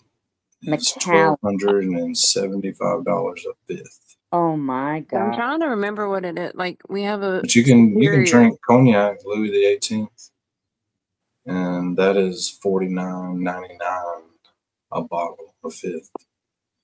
And not too long ago, in one of these houses I was working in, these people own 45 McDonald's, and they have a cabinet that has 12 bottles of Louis XVIII in a display. Did And any how much is of it your per workers take a shot? $65,000 worth of liquor in one liquor cabinet. Come on, Danny. Who took a shot out of your crew?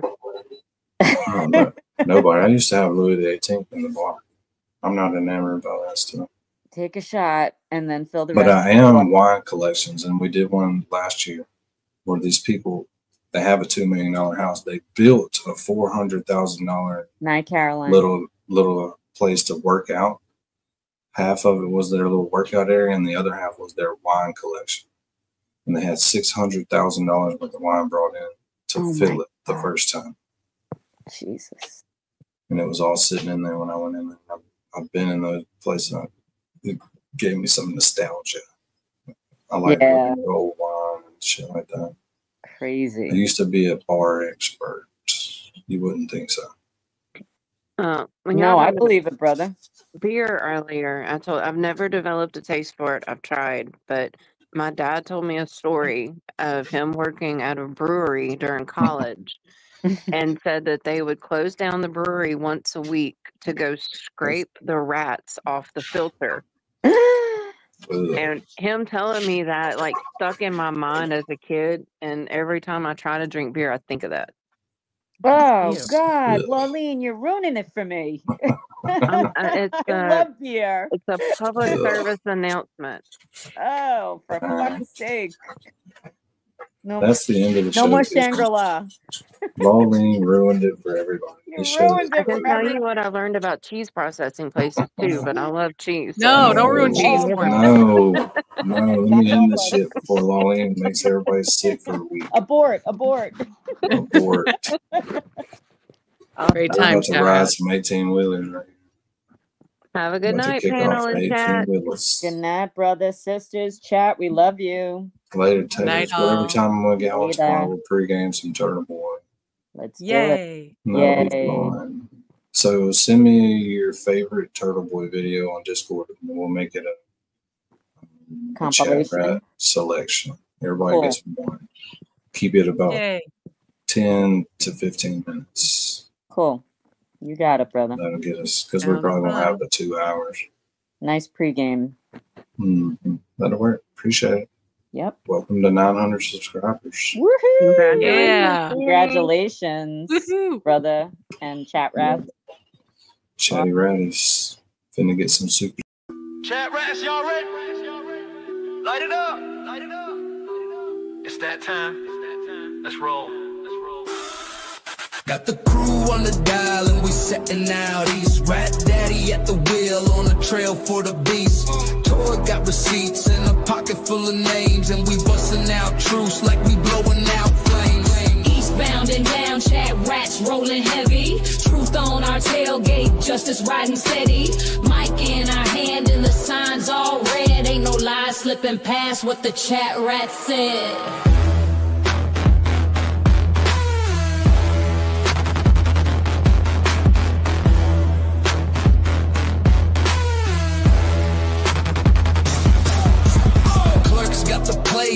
Angels taking charge, Law leans on the mic and her notes hit hard. Mary B's lifted, but she's sharper than attack. Dean's dropping questions while he's rolling in his Cadillac. Breaker, rap mama here, got eyeballs on that shady scene. Y'all ready? Light it up, rats. 10, 4, 20. Northbound and bold, truth in the backseat. ChatRats got that heat, can't be beat. From the ChatRats lounge to the courthouse gate, we ride for the truth and we show up to see that fate.